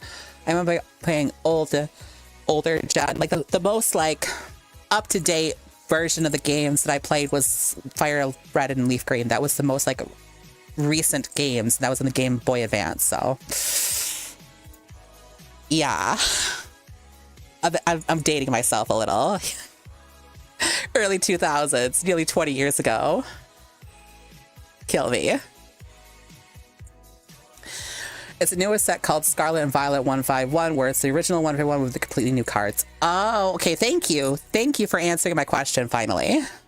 Now I'm aware. Thank you so much. It is Charizard actually playable? Or is it like, because it's Charizard, you just have its $15,000? Do you have a favorite handheld Pokemon game? Mine might be Crystal. Mine is definitely Crystal is a great. That's a great pick. And if I was to take a second guess, my second choice would be Crystal. But I will always have a soft spot in my heart for Silver, because that was the game that I played the most. Me and my Froligator, we've been through some shit. All right, that's my boy. That's my homie. That's my that's my starter. But yeah, if I had to take a second guess though, it would definitely be Crystal, because it brings both Gold and Silver together, and also adds Suicune, which who cares about Suicune? Suicune's like the redheaded stepchild of the 3 legendary Pokemon. We don't care about him. I love my Gator boy. Yeah, Froligator is my favorite. I mean, my favorite is Totodile, but of the tier 3 of the starter Pokemon, Froligator is my favorite. So, hi Rambo, hello. I remember playing Omega Ruby in the 3DS and just getting a free Groudon. Oh, nice. I didn't get to play Omega Ruby and stuff like that. Or I didn't play the 3DS. I got anything that was the DS games. I didn't actually play those Pokemon games, unfortunately. When the DS came out, I was kind of sorta in my last couple years of my high school years. So I didn't actually get to play them too much. And when I was a young adult, I was more interested in playing the Vita, which, holy, what a waste of money that was. What a waste of money that was. I wish I was into Nintendo handhelds more than I was into PlayStation, but I didn't find myself gravitating towards PlayStation games when I was younger. Nowadays, I understand, I appreciate the simplicity of the Nintendo games from old that I just poo-pooed on when I was younger. So it's different. It's different vibes, different feelings nowadays. So yeah, I'll change my icon on your stream back to it for you. Thank you. You don't have to, but it's fun. I appreciate that. I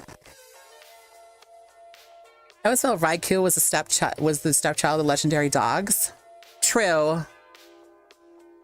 Yeah.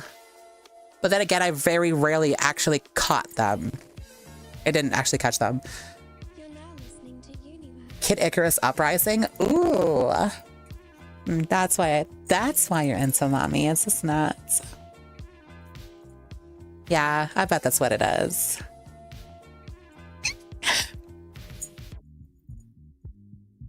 You're adorable. Oh my god, thank you. Appreciate it. Stop, cease. Why? Am I calling you out? Is that true? Are you into mommy? It's because of pets. You like being spoiled, don't you? You like being spoiled. We're doing such a good job. Yeah, I know. I think everyone who watches you has a mommy kink, just saying. Yeah, maybe, but I don't know. It's funny to make fun of you guys. You guys bully me all the time. Now it's my turn. Not gonna lie, it took my brain a second to remember the vids because I thought you meant the Ouya, and I was like, the Ouya, and I was like, what? Like, what the fuck? The Vita? Oh, no. Yeah, the Vita was... I played a couple of games in the Vita. When I played the most was actually Street Fighter X Tekken, a fighting game. I played more of a fighting game than anything else. And mostly just because like I had I had an unreasonable crush on Jen when I was growing up. Nowadays, not so much, but like back then, woof, he was hot to me.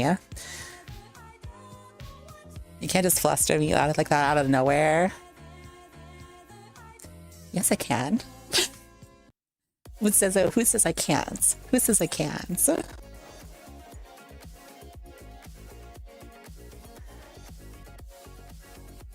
I don't believe I have a mommy king. I just love Leshy's personality and outfits and style and hard work platonically. Yeah, that's what we call copium. That's another word for it. It's called copium. Game Boy Advanced Mario and Luigi's Superstar Saga. Holy goated game. Dude, I remember playing on Game Boy. Oh, you know, it was a game that I played a lot of on Game Boy, but I don't remember like anybody else talking about it. There was a Dragon Ball game.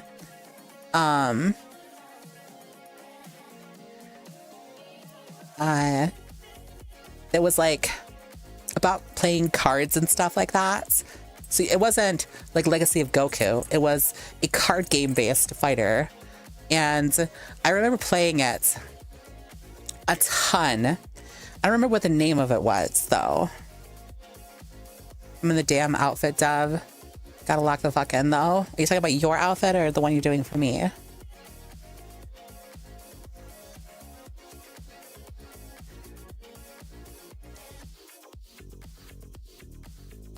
You can't just fluster those out of nowhere. Yes, I can. Says I can't, and this is mine. Because she's so short. I'm gonna share because of how I'm feeling right now.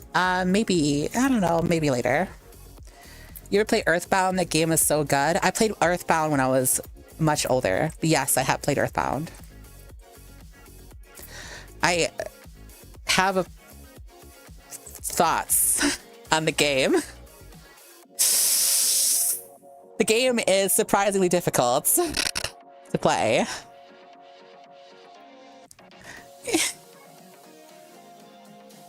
Oh, okay, thank you. Appreciate it, baby. Thank you so much. What if I got my phone, fell and hit the power button on my PC? Oh no! Check memes? Bro, like, in the middle of a stream. That's not the whole stream. What this meme about how you feel right now? No, you're not baiting me into doing this. You're baiting me into doing this. It's actually a pretty hard turn-based game. Yes, it is. It's super difficult for no reason.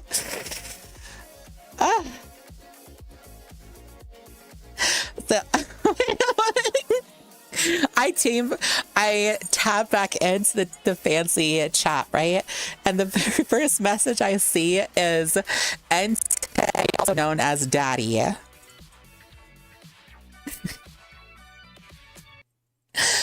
That's funny. So just so you guys are aware, if I watch the original 3 movies of Pokemon now, I am going to be a giggling stupid fool through the entire 3rd movie. I don't know. Every single time she calls him daddy, I'm going to be really going to laugh. I'm going to laugh and laugh and laugh. And then I'm going to cry later on. Yes, it is. It's very hard, which is why I think I'll only play it the one time, but it's so memorable. It was definitely a memorable experience, but good God, was it a hard game. Jesus, they didn't fuck around with that game at all. It's like the most like it's circumventing expectations of a game, right?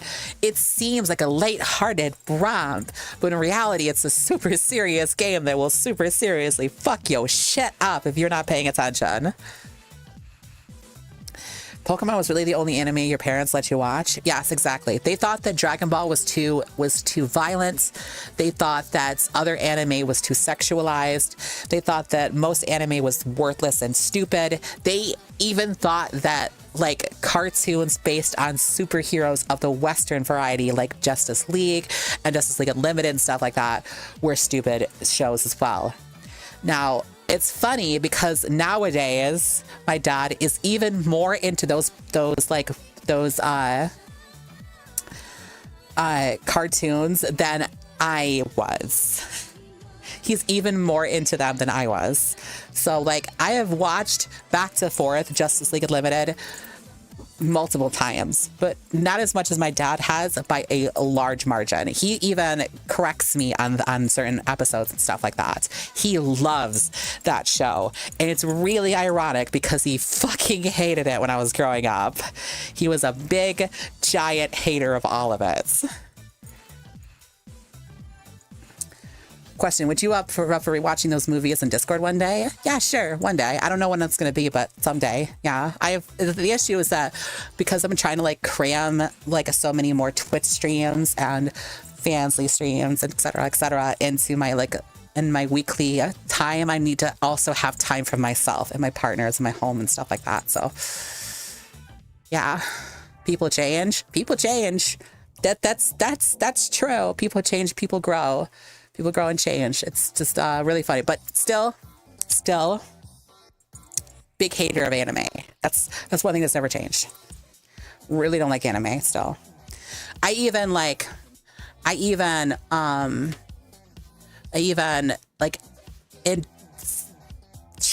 recommended anime that I thought he would like. Like I recommended him the anime Jormungand, because Jormungand is about arms dealers, and my dad's a big gun nut, right?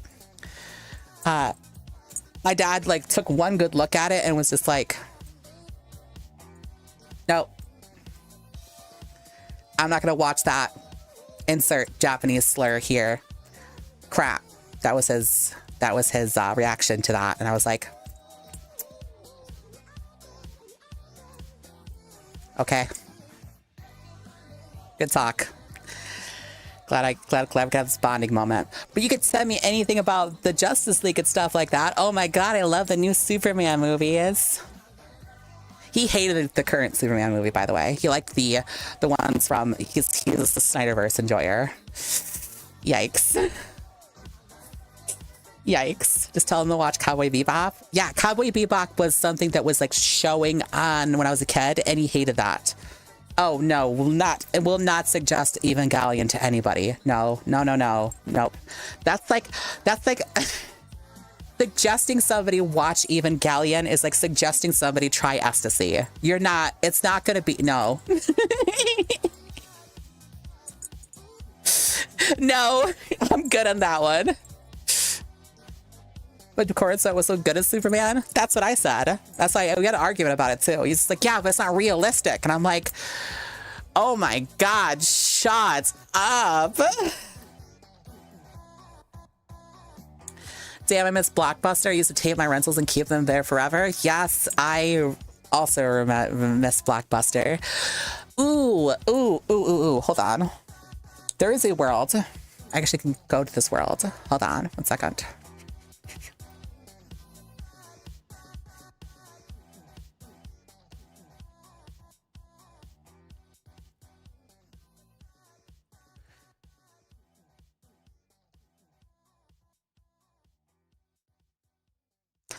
I'm gonna pretend like I wasn't using my Access Overlay keyboard and not using the VR chat one.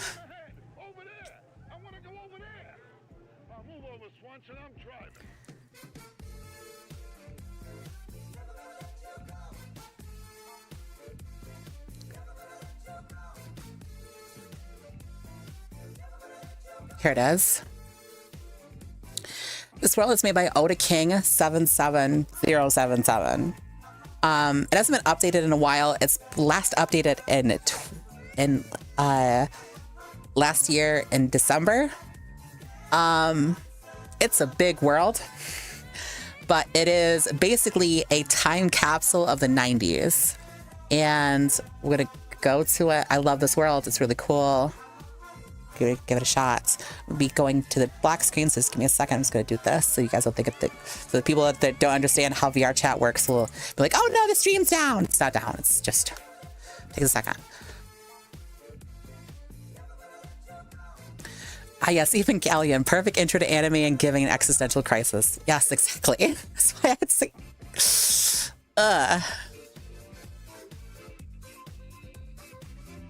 Wait, what the fuck? Oh. I was like sending me the world that I was in just a second ago. All movies digital now. There's only one Blockbuster that exists. And it's like their whole gimmick. Their whole gimmick that they are the last Blockbuster.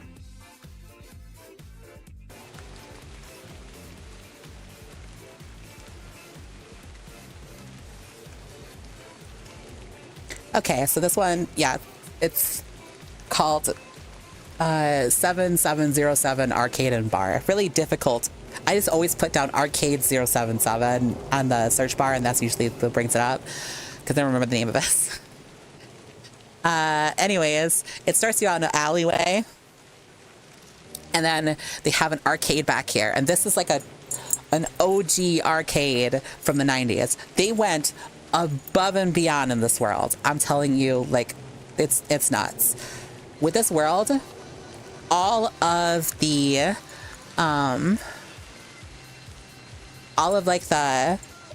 there's a Blockbuster back there, which is a functional Blockbuster, by the way. You walk in and it has like commercials and stuff. It's nuts. All of the Burger King and Taco Bell and everything else is all the 90s looking versions of the logos. So like Taco Bell, I want to talk about Chick-fil-A is here. We have Rex, Toys R Us, the Pizza Hut. It's got the Pizza Hut like original logo too. Burger King, yeah. And then you walk in here, and this is the Blockbuster. I'm gonna actually give myself some space here. Go to local. There we go. Whoops. Go. You walk in, and it's just like an actual Blockbuster. It looks super fucking cool. I've never seen 10,000 shapes in one store. He's got the Street Fighter like commercial from the original Street Fighter movie. Which, by the way, like, are you guys hyped to the Street Fighter movie? I don't know. This movie was bad, but man, was it fun. This movie was bad, but man, was it fun. And it has like, by the way, if you look at all the the game shelves like that, the movies on the shelves, it's all like one PNG on a 1 3D model, but they chose shows and movies from that time period. There's nothing out of like date in this store, which is awesome. Yeah.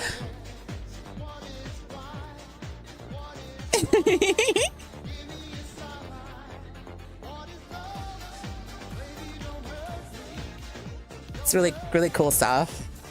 You could go back here too, and it has like all the old computer systems from the system that they had for like renting out videos too. They even have like a computer system playing Doom right here. Grab Land Before Time off that kid's animation shelf. There, it's animation. Let's see here. We have Pocahontas, Oliver and Company, Mulan. I don't see Land Before Time. They have Transformers. They have old Transformers. Casper. Oh my god, they have Casper. What else is there? You have Toy Story and Toy Story 2. I forgot that Toy Story 2 was in the 90s. Isn't Toy Story 2 in the 90s? Why is Toy Story 2 in there? That one might be a little bit out. Actually, you know what? That might have been 99. It might have been 99. Who knows? I remember that. 1999? Okay. Yeah, they have the Ticker movie. Oh, I remember that one. That was a good movie. Okay. No. They broke it. Never mind. They have Finding Nemo on here.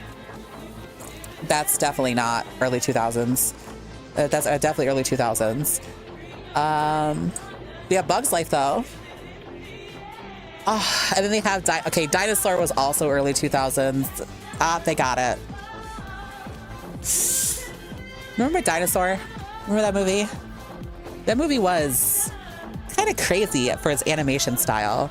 It was really well done. It was like what's the word? Like it was animation on top of like actual like footage of areas and stuff like that. Even though it was a really well done movie, kind of still. Rotoscope was a rotoscope. But yeah, that was really good. And they also chose like the enemy type not being a T-Rex, which when they said, when they asked why not a T-Rex, they're like, yeah, because it's kind of overdone. And you're like, you know what? You know what? Time? Yeah. You kind of spit in there. There's a lot of them. Yeah, they got like games and stuff like that. I like how the latest game rentals, right? So they got like, it's funny now that I'm noticing to take a closer look. They have like Dinosaur and Finding Nemo next to latest game rentals, quote unquote, of all Nintendo and Super Genesis.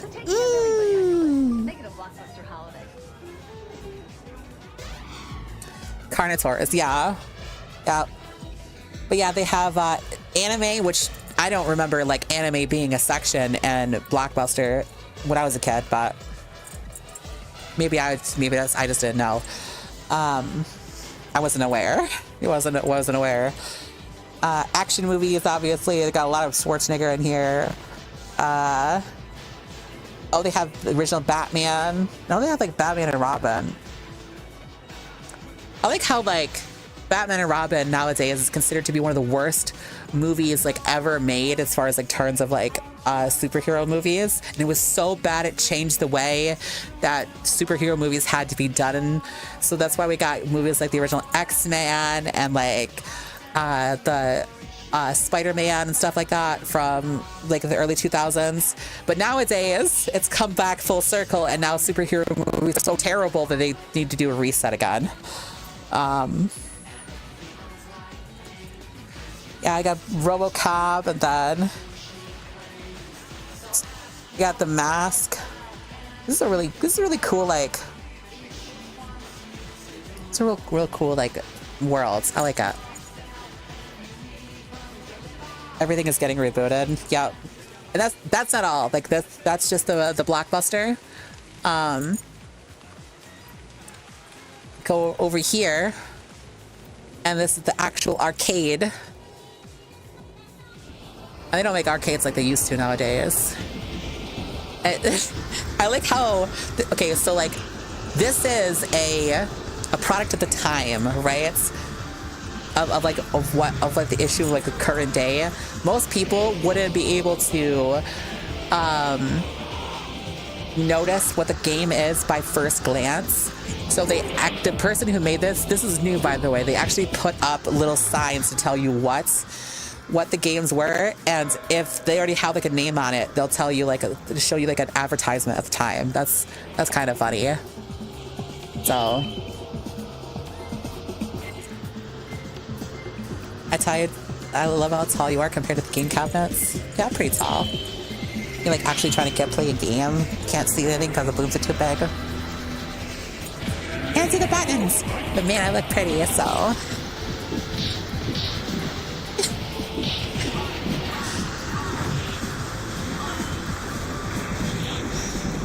It's a bend over? Yeah, probably. Little beds. Let's bend over a little bit. Let's bend up like this much. Play games. Alien versus Predator. I like to stand far away.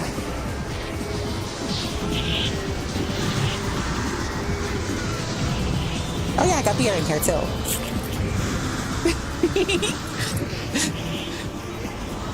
Adult bars and stuff like that had like beers. I mean, well, adult bars do nowadays, but it's very rare to see them nowadays. There's one that's downtown from where I live, and where like in Detroit called Round One. Been there a couple of times. Pretty cool. Like this is my favorite cabinet, the Street Fighter 2 Turbo one. This one, I did video with this cabinet before. I like this one a lot. Get Virtual Fighter. The first like 3D, like the big gimmick of this game was that it was the first 3D fighter, and every character looked super shitty and really blocky and stuff like that. Like the big bad boss is this dude that's like super duper buff, and all of his muscles are like polygoned out, and he looks like a creature. Like he looks like a monster. You didn't understand if it was a monster or a person you were looking at. It's kind of funny. Oh, OG Dance Dance Revolution. I wasn't very good at these games. I'm very good at these games. I'm super bad at them, and now I'm even worse because I can't see the buttons. So. Do they have Marvel vs. Capcom?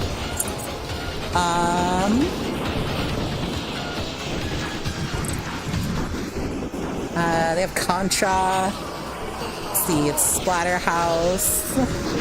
These are all the Super Nintendo games, by the way. We have OG consoles and like Sega Genesis. That's Golden Axe. They're playing right there. And then Super Mario Brothers. I don't think so. I don't think they have that. They have Darkstalkers though. They have Darkstalkers. That's cool. Meow meow, like Felicia. Felicity, she's my favorite. President Sleeper, no. No, Marvel vs. Capcom, not real. Okay, buddy. Oh yeah, now this is. All right, so they have they have Sonic, right? Sonic CD, and it's even better if it is on these fucking big chungus TVs. These things weigh so much. Oh my god, they're so fucking heavy. Nowadays, TVs are like, I feel like when I pick one up, I feel like I'm gonna break it. Like back then, you knew a TV was like well made because it was so heavy and ridiculously like cumbersome to use. But nowadays, like the TVs are so light and stuff like that, you feel like if you drop it, you're gonna break it. But you're not gonna break it. You probably won't break it. Sometimes you'll break it. They made them a lot heavier now that they have virtual on. But they do have like old like magazines and stuff in this world too. You can collect them. They're around here somewhere. There's a couple of them. There's one over here. There's another one. They got Mean Machines, Sega. Like this is the preview guide. So now they're like, oops, I dropped it. Yeah, preview guides and stuff. Hey, Jamantha. I'm afraid to touch things now, they're so thin. Yes. Thinner than my waist, and that's crazy. Right out there. And also, like, the bathroom looks really cool, too. Cool little bathroom.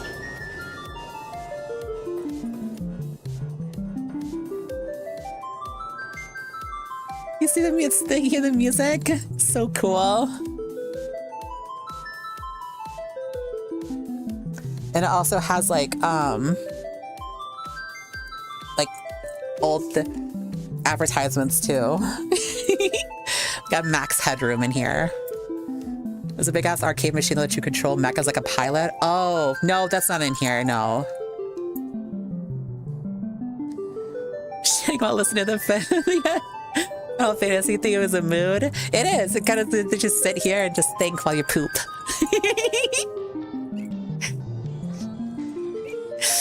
You know, Max Headroom got his name because of they were trying to think of a name for the character, and they just like they were passing a thing, an underpass, and there was a sign for semi trucks that said Max Headroom at XY, and they're like, that's a cool name, we'll go with that, and that's why his name is Max Headroom. Buddy. So many cool stuff in here.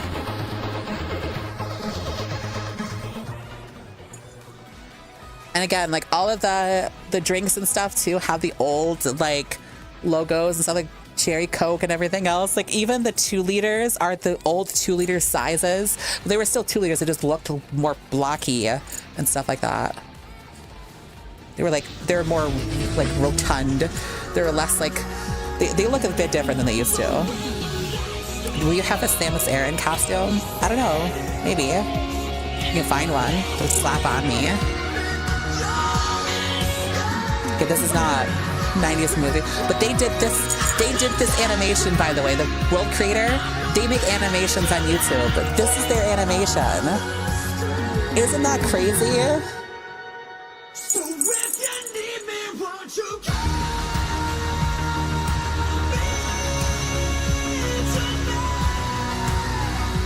It's so cool. I love this world. It's one of my favorite worlds. And it doesn't get very many updates, but man, is it cool. They add stuff every once in a while. Like, I don't remember that, like, the Darth Vader cabinet right here. I don't remember that one. I've been here a lot. Like, I don't know, they do updates to it every once in a while. It does, doesn't it? Yeah, their name is Oda King 77077. Let's plug their shit. Plug there. Hashtag not sponsored. We got dry roasted peanuts too. What's this? Oh, we got Burger King cup. Burger King cup. It's really shiny. It's kind of weird how shiny it is. Yeah, they got also like old metal posters too. Like I remember, I know that the Iron Maiden one. My dad really liked Iron Maiden. I watched pretty much all of Iron Maiden's shit. Listened to all of it when I was a kid, all their discography. My dad really liked Iron Maiden. Nowadays, I'm not really much an Iron Maiden. I like a couple of songs still, though. I really like The Trooper. The Trooper is my favorite song. But I also like how all of these posters, you can't really tell because they're like difficult to see. But if you walk up to them in the world, they're all like tour posters of bands that quote unquote went to this bar to perform, like Master of Puppets tour at 7707 Arcade and Bar. There's small little details like that. Was it a Metallica concert on TV? It could be. It's MTV. It's old MTV footage.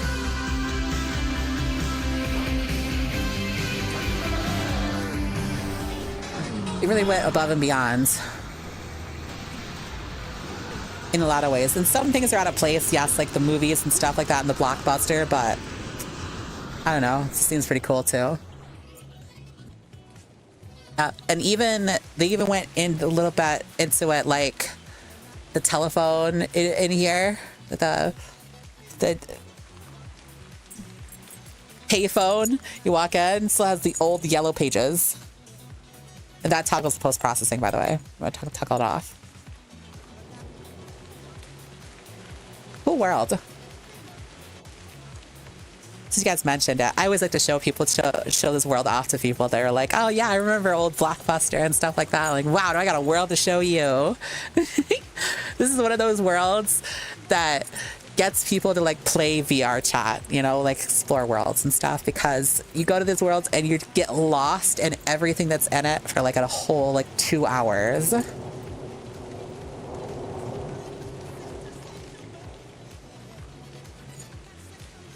We saw a plane.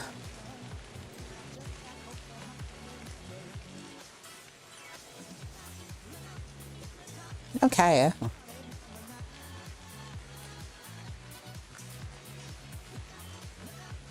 I have a birthday party here once.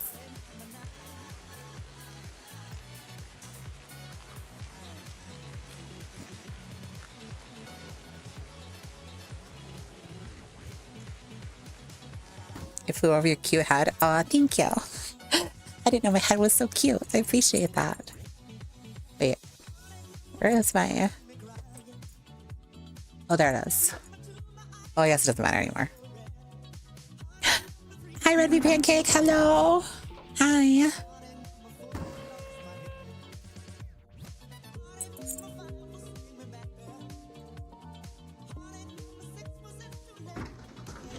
I find that. Oh, this is the touch key ones. Okay, so...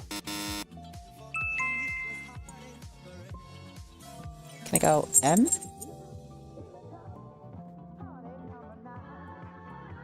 I hate these worlds, by the way. They expect you to know Japanese. I don't know Japanese. I want to get inside your world. How do people not know this? I don't know what we were talking about anymore. We were talking about, like, nostalgia. That's what we were talking about. We were talking about nostalgia. You just exploded in confetti. That's a VR chat, like, entrance / exit sign, like exit animation. I haven't changed it since it was for New Year's, and I haven't changed it since. I do it because I like it when I keep it because, like, when I join in the world, I'm like, hooray, I'm here, kind of thing. All right, hold a second. Let me try rejoining the world, and let me try doing this questionnaire one more time. Hi, Base Runner. Try this again. See if this will work this time. RE5 with a buddy. Good times. We got the Chris line and woman became best friends. Hi. Wait, what? Chris.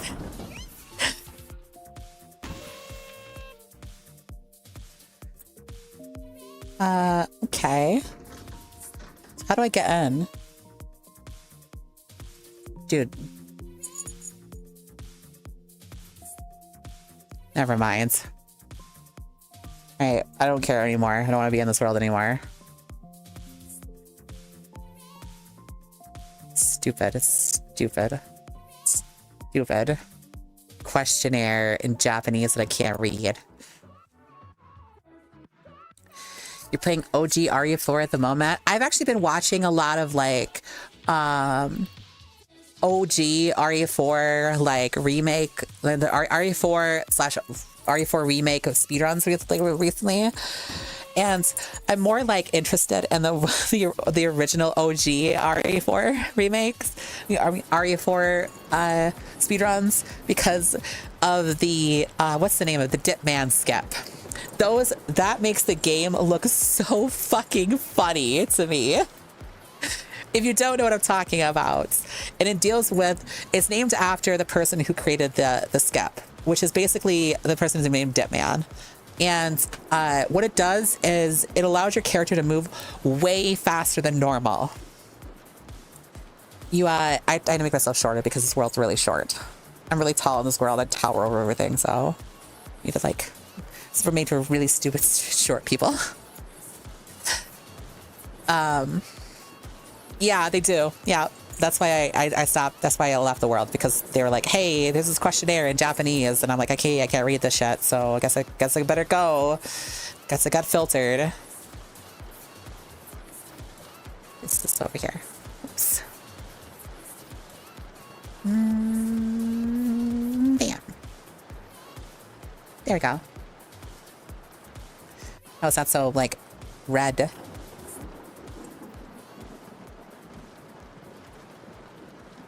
Cozy world.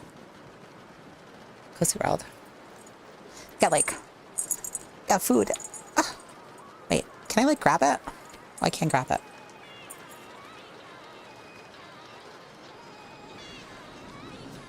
You had one shot, blue world, and you blew it. Yeah, there's been a couple of those. It's generally the There was a one that was like an office one, and I've been trying to do an office like themed like video and stuff like that. And I was trying to find worlds for it. And this one would look really nice and it had like really good lighting and stuff like that. But the only version that was available for the public was this Japanese world creator, and they have that questionnaire. And if you get it right, it says, yes, you can go in. If you can't, then it tells you, and you can't get inside. And I'm like, okay. And eventually somebody made a more public version of the model that doesn't have that issue. And I found out after all this time, it didn't have great lighting in the first place. And I was like, oh, cool, awesome. All that wait for nothing. That's what I did. Every time I joined the world, I would just guess. I would pick a different one and it would always be wrong. So, and when I got it right, I would, it didn't matter. I wasn't allowed in the world anyway. Unless she pops in, you know, clothing is stretched to its limits. So, yeah, I stretch clothing. Who cares? When my screens take me back. Yeah, simpler times, man. Security mechanisms in a world is crazy. It is crazy, but that's not the world. That's not the stupidest shit I've seen before. Like there was a party worlds that was very popular, but you wouldn't know it because you wouldn't allow to be inside of it. Because the very first thing they would do is they would put you in this cordon area. And it's, when I say cordon, I do mean like you know those rope like separators that they do for like lines at airports and stuff like that. They would have that kind of like asset like box you in this box, and you could see the world around you, but you couldn't go around it. You couldn't move or anything else like that. And then there would also be these like this big sign in front of you that says, hey, you want access to this world, join our Discord. And then at events you will be allowed access into it, and it's a publicly available world, by the way. You had to be whitelisted to be able to get in and use it on a normal. I hate whitelist worlds. I hate them. I've made it like, this used to be a thing that I used to like talk about before and rant about a lot, but like less people started to do it. So I actually stopped like caring about it and eventually stopped complaining about it in general. But,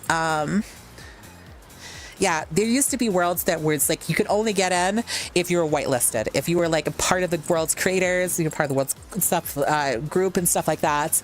I made a big stink, several streams in a row about it. And I was basically like, if you're going to do this kind of thing, just make the world private. Because that's what it is. You're essentially putting your private world in a public space.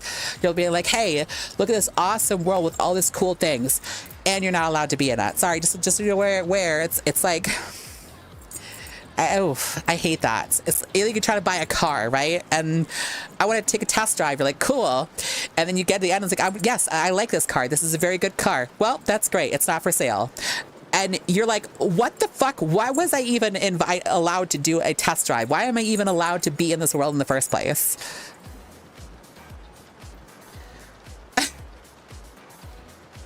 But how will they trick people into joining the Discord? That was the thing too. And eventually, I think it was like VR chat as in general, put that against the TOS for the people to do that.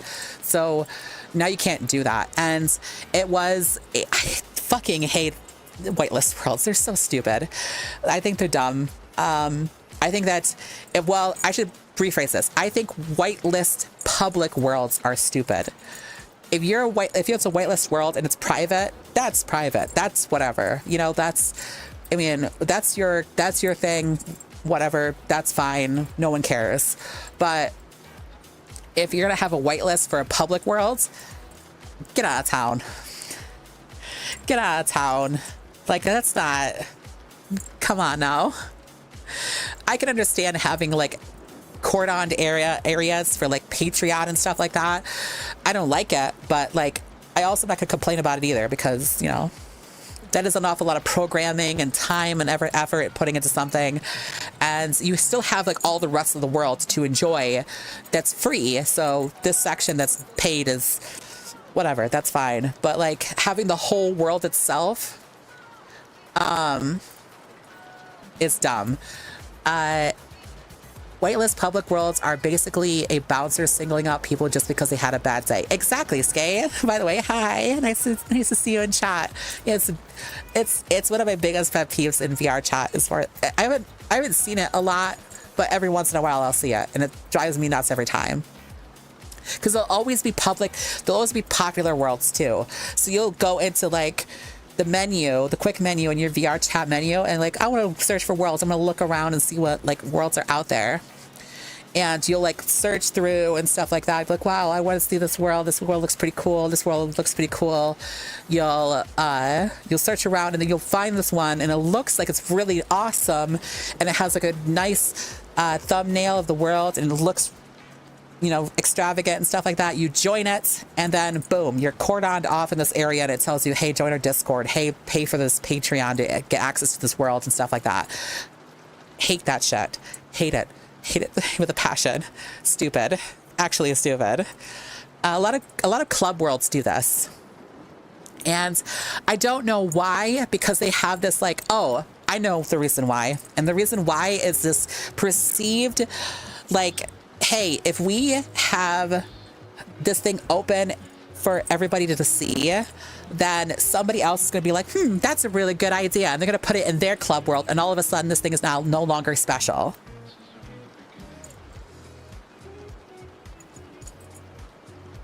You're a club in VR chats. By definition, you are no longer special. I hate to break it to you, but clubs in VR chat go together like peanut butter and jelly. They're everywhere. They're everywhere. They're all over the fucking place. You're not special. You're not new. You're not fresh. That's not a thing that's new and fresh. That's normal. I can go into like the let's go to the updated recently. I will find 5 club worlds within a minute. I will go ahead and just name them off. The Fire Pit 3.0. Let's see here. Bar Moonlight. The Devil's Cafe. That's 3. So we got a little bit more to go. You see how different? Spanish Club, a Frenny's Club. I didn't even. It's not even a minute. I already did it. 5 found them. In the first, I haven't even scrolled all the way down.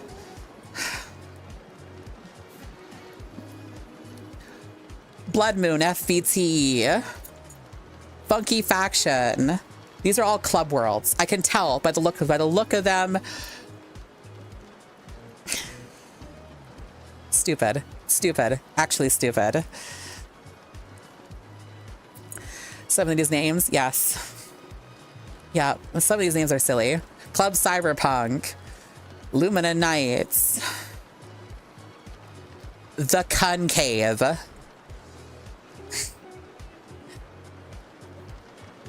These are all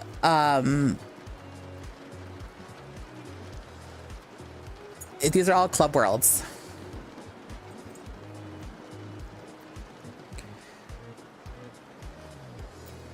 The other half is fish. No, that's what's popular. There are cool worlds out there.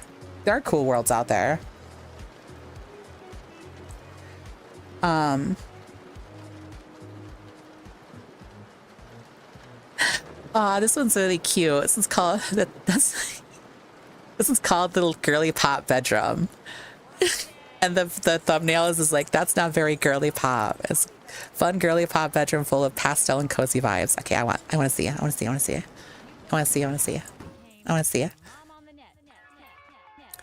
Think Concave is Tabby or Kyoki's one. No. It is owned by a person named Convex. Concave is named after Convex. Holy shit, I'm really tall.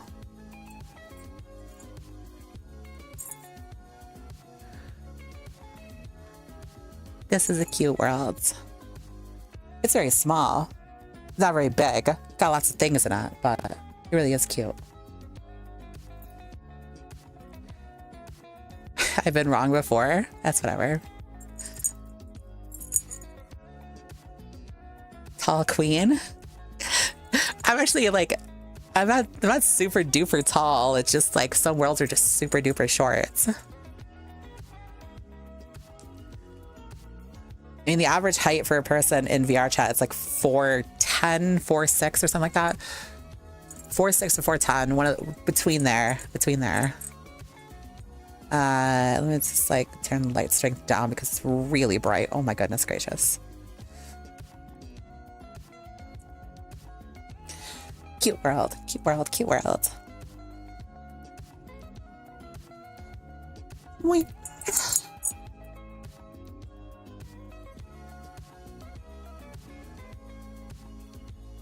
Are you being a pipsqueak in VR? So I look at all y'all. You're not even like, you're. That's the funny part, Badunk, is that your avatar is also way taller than most people in VR chats. Like most people at my normal height, they go up to like right here. And I'm just 6 foot. Stop. Full stop. 6 foot. So like, they go right under like my waist. It's kind of crazy. I tower over people in normal and club worlds. So I don't know the biggest reason why I don't go to club worlds anymore. I honestly said at my normal height, 5 foot. Yeah, that's taller. I said they're generally 4 foot something. You're taller than most people in this game. It's the average height of like normal avatars nowadays. So you'll see like a lot of current worlds and stuff like that have really, really, really small proportions because and like if I turn my avatar to like my actual height, I'll be like touching the ceiling, going straight through the ceiling. I did a time for you. You know what? I kind of could get some food later. We got like 3 hours. Sorry, I want to get to like at least the 3 hour mark. I am kind of getting hungry. Why is that? I don't know. It's the trend. It's the trend. It used to be people. So like for a while, it started super small. And then people started getting really taller avatars. People got taller and taller and taller. And then out of nowhere, people were like, well, people are getting too tall. So people started making them shorter and shorter and shorter. So now it's like a bell curve, you know, it goes up and down, up and down, up and down. Over time, people get shorter and taller avatars. It just depends, you know.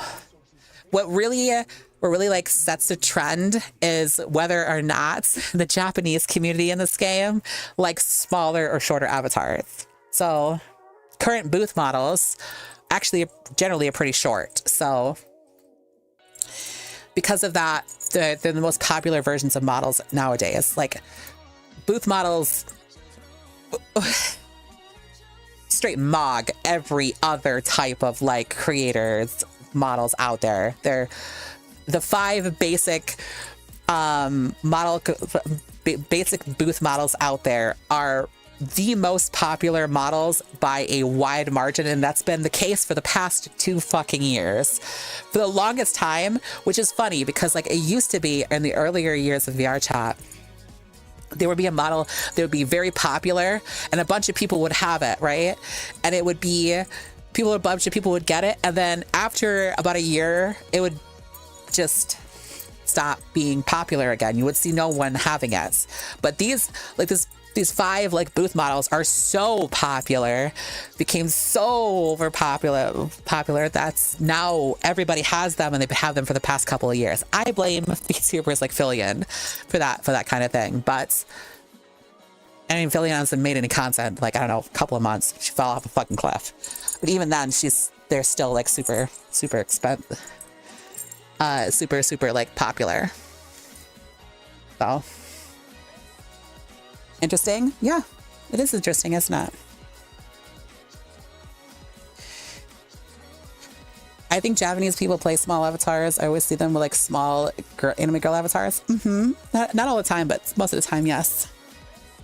You can actually see, oh dude, there is like, this is a funny like thing you can do. If you like change your time zone, you know, and find yourself at the hours like past like, I can't say it, but it's not saying it like a meme, 6 or 7 p.m. at night. I on the other side of the world, right? And you go into VR chats and go to public worlds. I usually go on mute when I do this. And I'll just be like I don't know, a cute little cat avatar or something like that, or a little frog, my little frog avatar.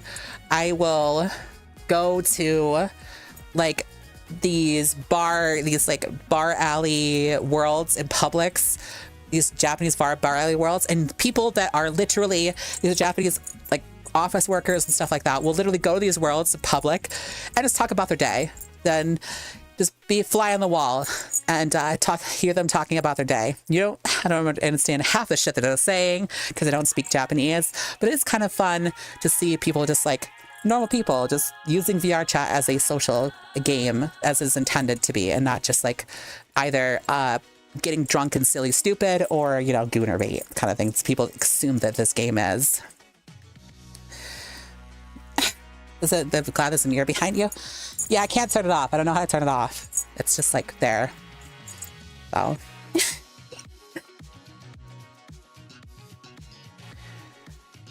You just summon Salty with that? Summon Salty with what? 6-7. I wasn't meaning to do that. But now since you said it, now I'm gonna do it.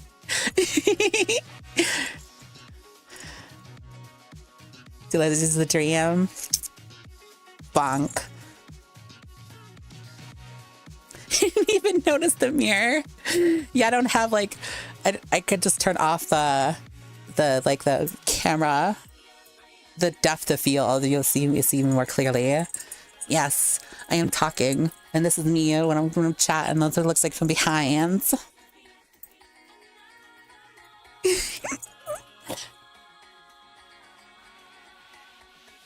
Let's use the dream. I guess. Shh. Oh, it doesn't want my feet. Ah. Let's be a little twisted. There we go.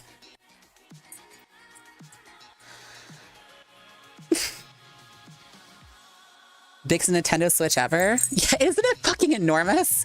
It was also like floating on top of the bed too. It wasn't even like touching the bed. They didn't place it like on the bed itself. They just kind of like made it float above it. It's huge. Where'd my Kira go? I think she makes avatars. It's like her little thing. Wait, can you actually play it? You can. It's like Flappy Bird.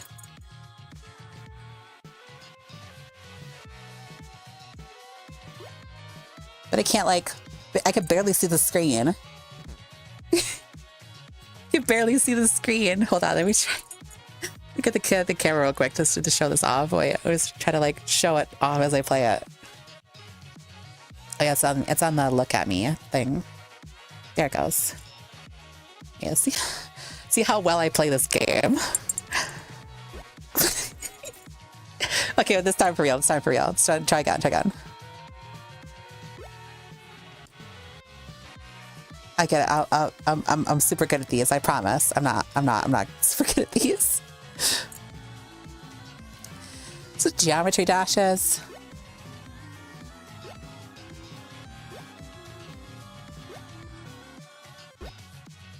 Ah, bummer. The dino game. What is the dino game? Gonna have to hold that trigger. Hold that higher or rest it on the shelf. Yeah, probably. Because on my POV, hold on, I'm gonna show you my POV real quick. My POV when I play the game, this is what it looks like to me. Looking at it, I can't even see the screen. I can see about when it's about to hit me.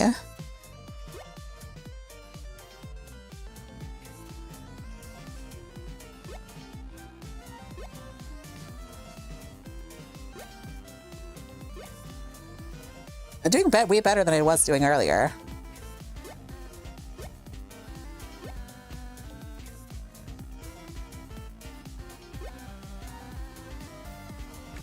Ah! Oh, I got it that time.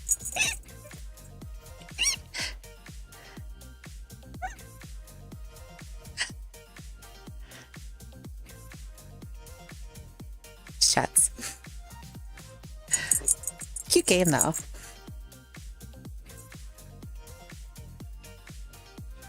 One downside of Big Buzz, yes. They kind of are, aren't they? They kind of are too big to play this stupid game. Stupid game. Hi, Damon. Hi.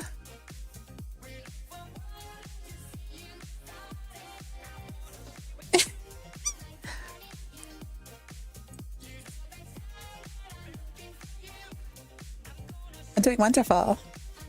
You're so good at Geometry Dash. No, I'm not. Don't even try. They're in challenge mode. That's true. That's true. They should have like a. They should have like a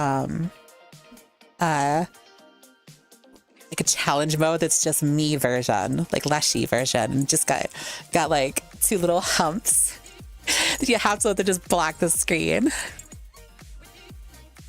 Balacho, but Leshy mode.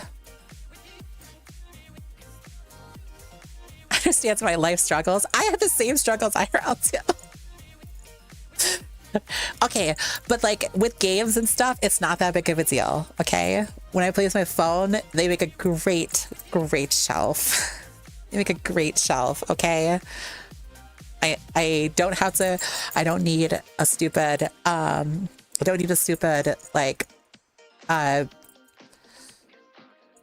phone stand anymore. Perks of that. Really nice.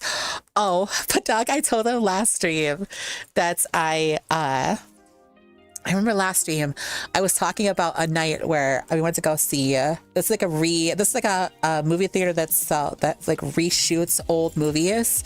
Well, not old movies, just movies that kind of like went out of date on the normal movie theaters. So it's a $1 movie theater. So all the movies that are shown are like movies that have already went to streaming services and stuff like that. So it's still a $1 movie theater, but it's also still a movie theater. So that I didn't want to purchase the snacks there. That was still overpriced. I went to go see Superman because I wanted to see Superman in the theater again because I wanted to capture that movie in theaters. It's really cool in theaters. And went to go see Superman, and me and my partner went to a dollar store to get snacks, and I hid a Pringles can between the girls. I slid that sucker right in there, and I was able to hide it from the people that are in there. I had to wear a sweater because it still kind of like misshaped my chest a little bit, but I was able to fit the whole thing in there.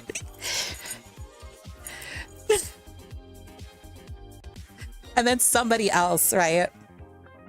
Somebody that was new in the channel, was just like, haha, yeah, funny if true, funny if believable. And I'm like, all right, bet. And I posted my actual titties in my Discord. Everyone's just like, you actually got boobs. I'm like, yeah, I do. They're big. They're there. Never doing that again, by the way. Never doing that again. Because there were some people that just got so over the top with it. And once I posted it, they were just like, oh, hey, can you send me the pics and DMs, please? Tee-hee, smile. Like, no, I'm not fucking doing that. You're on Twitch. What are you talking about? Hashtag they're real. Yeah, they're real. God, I'm so embarrassed. Jesus. We got color frog. I like frogs. There's a frog game that came out recently that I don't know the name of, but it's like a cookie clicker game, but you're just like, you buy frogs and the frogs eat flies. It's not dangerously funny. I kind of want to buy it because I'm a big fan of frogs. It's a silly, fun event. Only some, yeah, if you know, you know. If you saw, you saw. Some people even like completely missed it and were like, no, send me pics, please. So, like, on their knees, like begging, no. You'll never know. You'll never see them. Oh, but I do have to send you a picture, Padunk. Oh my god, this is me going, I got all dolled up for a burlesque a burlesque night with my partner. Get send me a message and Discord. Let me remind me so I can tell you and show you after the stream. Because I gotta send it to you. I look really cute. Although my room looks hella messy. I was gonna post it on socials and I was like, wait. Ooh, I don't like the way my room looks. People gonna think I live like a slob in my bedroom, and I do live like a slob in my bedroom, but my office is hella clean.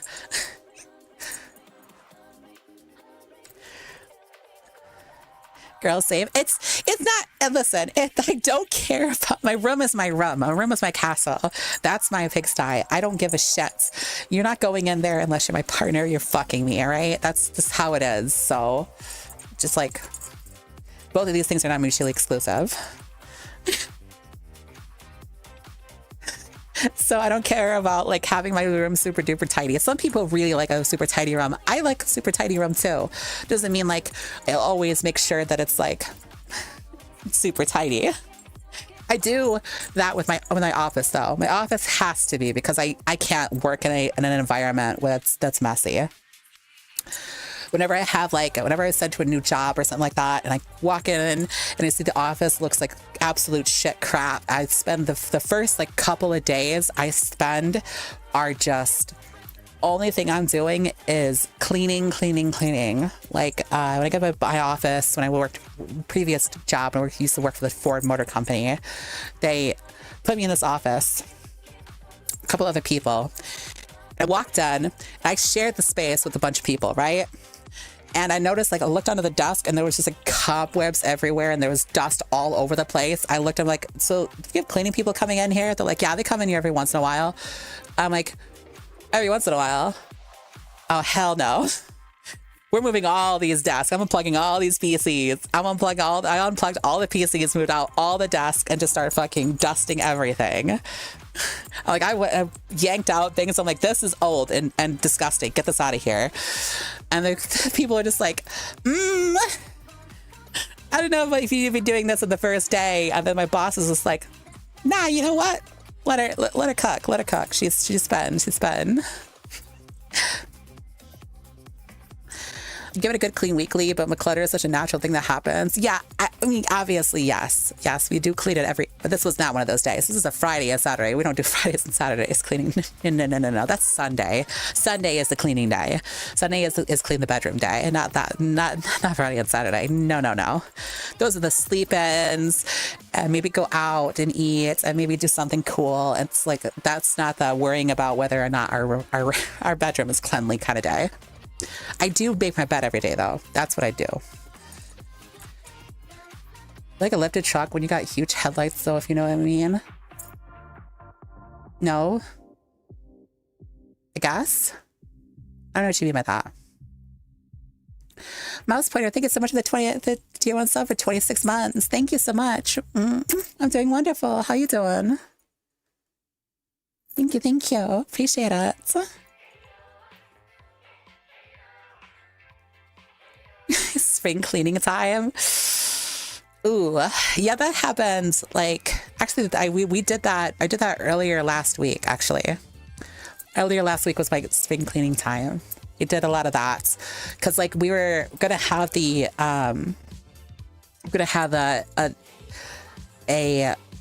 plumber come down to my office area and stuff like that. And I do have anime figures with huge boobs and stuff like that, like scattered around my office. So I was just like, maybe I shouldn't show off this kind of stuff because it's like inappropriate.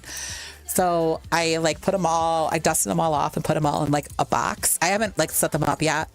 They reset them up around the room, but they exist. They're somewhere.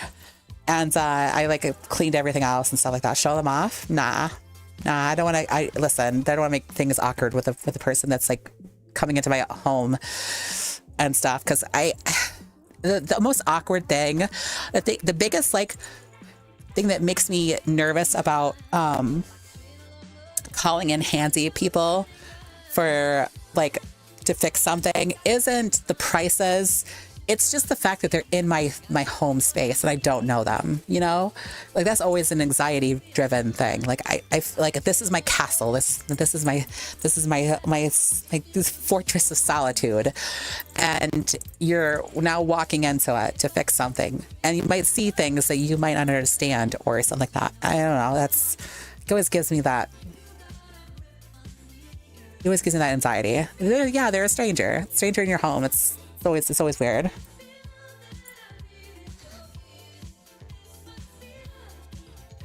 That's why you gotta.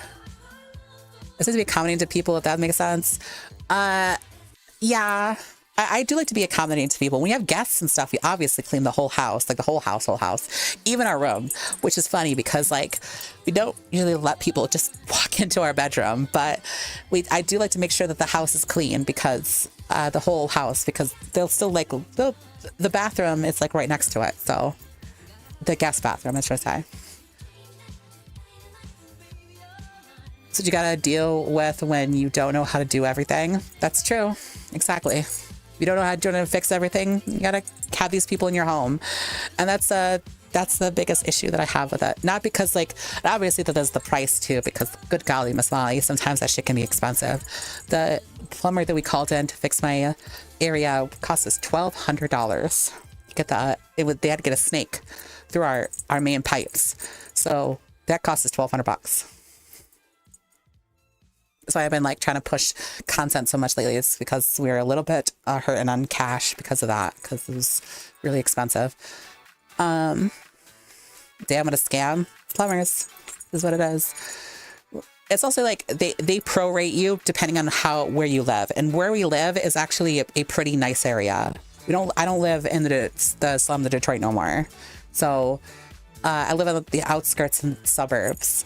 Like people that drive cars around here drive cars that are within the last like 5 to 10 years, give or take, and that's a step up from where I used to live. I don't feel like I don't feel unsafe walking down the street and stuff like that. I can walk to the grocery store and not feel like I'm going to be accosted by people, and then I can do it. Even better, I can do it at night and not feel like I'm in danger. So that's a big thing. Upgraded to Inkster? Hell no. Inkster's not an upgrade. What the fuck? Inkster's not an upgrade. No,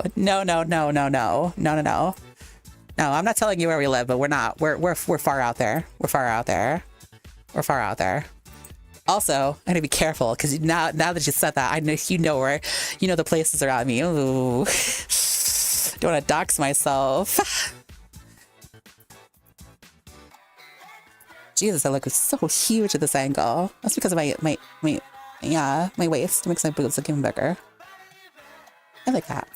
I like this angle. I feel like you only have to worry about these things in the U.S. Not that gun violence isn't a thing in other countries, but it's mostly the U.S. And I didn't say anything about gun, but like, but yeah, there's also people that just like. I mean, the same as the reason why people have small avatars. Oh, I get it now. I understand. That makes sense. Based. Okay, based. Understandable now. Based. Yeah. There was a person that was like in our old neighborhood. There was a person that just kind of like, there was a person that just took people's dogs. We couldn't actually have our dogs outside. Our dogs, now dog. One, used to be two, now one. We couldn't let our dog outside because, and just let them be outside without us being around there with them. Because if we let them unattended, even though we had a fenced-in backyard, and we still couldn't do this because people would literally jump people's fences, take their dogs and run away with them. And then they'd go and drug them up and have them fight each other. That was the thing that was going on in the old neighborhood. So now we have a huge privacy fence and a nice nice neighborhood, and it's like an open patio door, and we also have like a window from the kitchen that looks out in the backyard too. So you don't even have to be like out there with Shiloh when we let her outside. We could just let her outside, and we could be in the car and the comfort of our own like living room, just looking out there, watching her, and or somebody in the kitchen be cooking dinner and watching her. It's totally normal nowadays. Fucking dog knacking. That's not usual level of scummery. That's super scummy, isn't it? It's super shitty. I hate people, dude. It's so annoying. There was so many things we had to deal with back then.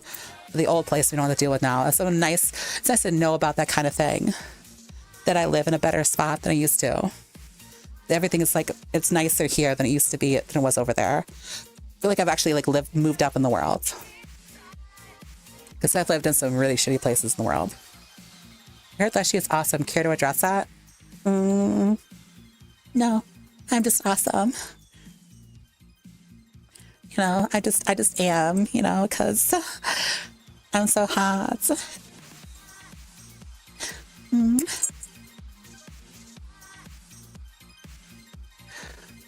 would drug dogs, let it fight other dogs as actual animal cruelty?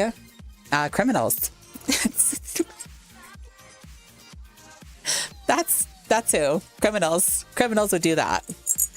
You know, the people that you arrest because it's evil and against the law. Yes, those people. They exist. They're real.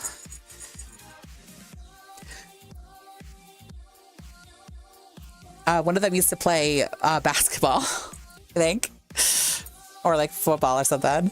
It's about to become summer, so be careful with that heat. It's going to get sweaty and all that. Oh, yeah. Well, we're prepared for it because we got this house in the summer months. So I will probably have to get a new fan though, that's for sure. This fan that I bought here, it's a nice one. It was nice until I knocked it over. I ran into it one day. I wasn't even like a knocked it over with my boob kind of thing. I just literally knocked it over with my whole ass body. And I think I was in VR or something, pulled the cord or something. I don't remember how I knocked it over. Whatever I did, it broke the base of it. So it kind of like wobbles a lot. So it's like, it teeters on itself. So it's like, it's kind of, it still works. Like I'm using it right now. It's keeping me cool while I'm in VR, but probably have to get a new one. It wasn't like super duper expensive. It was kind of like $60 though. As far as fans go, I mean, nowadays it's not too expensive, but I remember when like box, like industrial fans used to be like $30. So to me, it seems expensive. Could you add a new one to Throne? Yeah, but I don't know which one I want to get. I don't know. I'll add something to it. I had to update my Throne anyway because my birthday's coming up. So I'll be updating my Throne for my like birthday stream, quote unquote. Do that.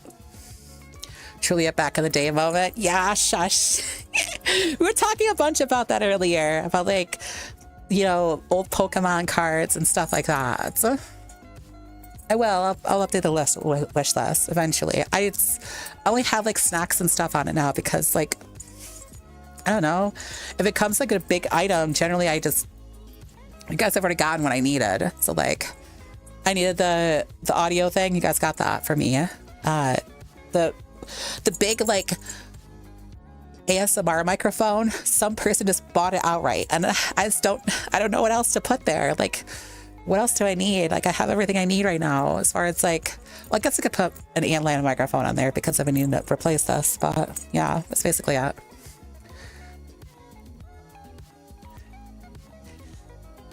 I'm sorry, Jodo. It's been a very nostalgic dream. What the hell are you going to actually get as a grown woman? Bras. I don't like current gen consoles. I don't want. So like, I can't put like a Switch 2 on there because I don't really want a Switch 2. Maybe. Tomodachi Life seems pretty good. I don't know. We need it to Cow Leshy peeps. Get it to 400. I will get the last 100. Cow Leshy is being done by Kiwi just as we speak. You want to see it on stream? It has to get to that goal. And oh my god, it looks so good. It looks so good. You guys are gonna like it. Got to get that new Steam controller or new Steam VR headset. Oh yeah, the Steam controller. Steam controller.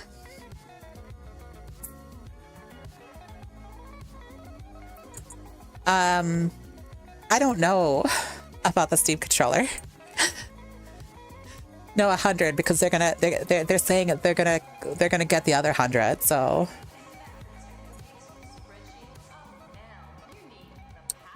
you can go after that Pringles collab money. Yeah, but then I'll have to like do that. Let's take a picture of me actually doing that, and then people. I don't know about that. I'd be too embarrassed.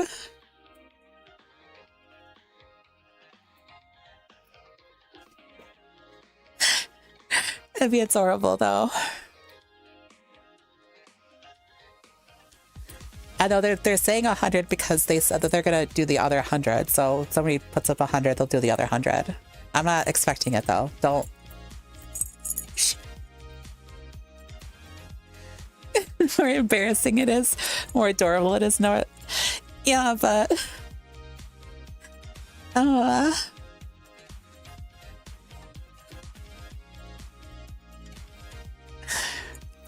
know. Oh no. Oh no.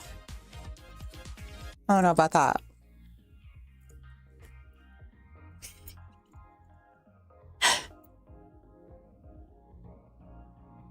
It's horribly flustered. Shut it. I actually like this world because I had to spin around to fix my tracking. I can actually see myself. More secretly proud of it. We know you are. Well, I mean, I was kind of proud. But that was between me and my partner. Like, you know, because like I do have like I have a girl and a guy as my partners. So like the guy, they were into it. They were into it, so.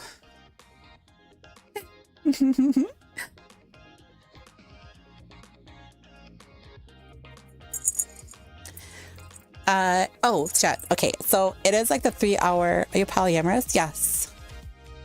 And like, so like, being poly is one of those things that like people like find as a taboo. I've been in a poly relationship for several years. We're happy together. We even got a home together, you know? So like it's possible to happen, but it's rare. It's rare. And we had to be very selective because a lot of people just see people being poly and then assume that you're just swingers. And that's not the case. It's not the case. It really isn't. Yet it's opening your heart to more than one person. And that's not what everybody can do. So you really have to be okay with it. You really have to be okay with that. So, yeah.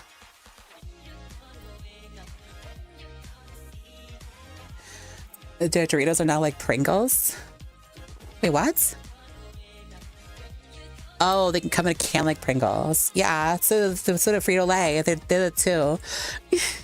My partner actually like suggested that we do the Frito-Lay ones too because they have like the normal Pringles is a tube, and the Lay's one has like a concave tube, so that's like perfect to slip between these, and like, which isn't what I don't like them though. They're not fun. They're not tasty. So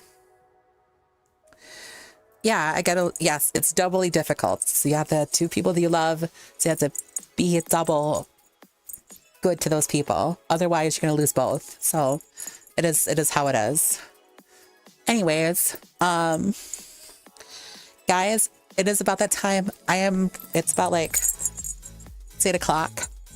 I need to get some food, and also I need to set up for tomorrow's stream, and also I need to set up for video release on Fansly. So gotta be able to do that for tomorrow as well.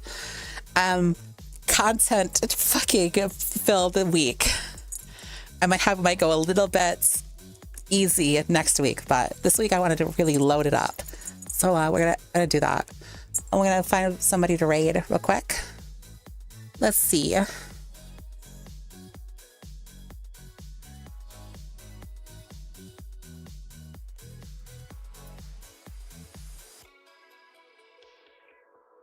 If I find somebody to raid.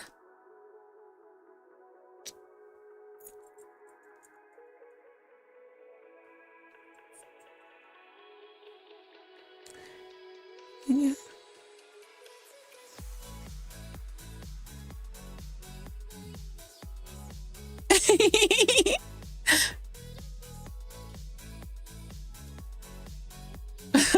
wait.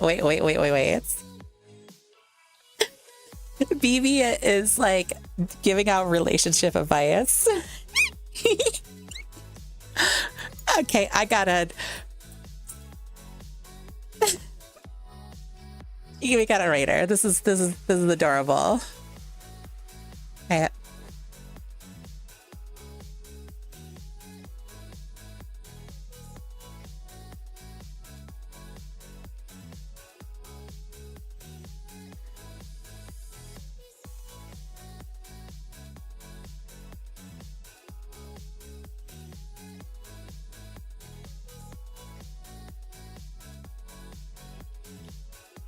Say amazing. Chunky stream with a new model. Wait, what? Hold on. Hold the phone. Stop the presses. I need to see this. I want to see. Let me take a look. Ooh, oh my God. Wait. Wait. What? I'm gonna reload the stream. I'm gonna find it. Oh, it looks so cute. Oh my goodness gracious. Ow.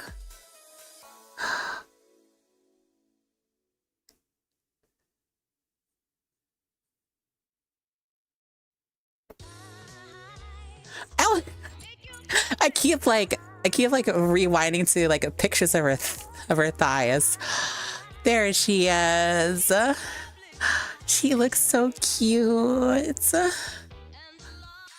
Oh, that hair looks so adorable. Oh.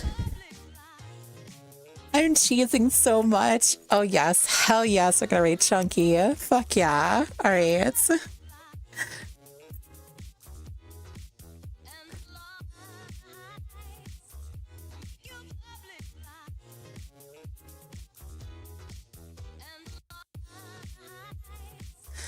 Okay, everybody.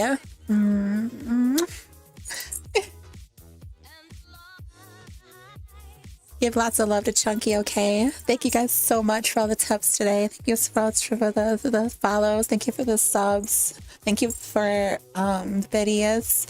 But most importantly, as always, thank you so much for taking time out of your day to come watch my stream. I love all of you so much.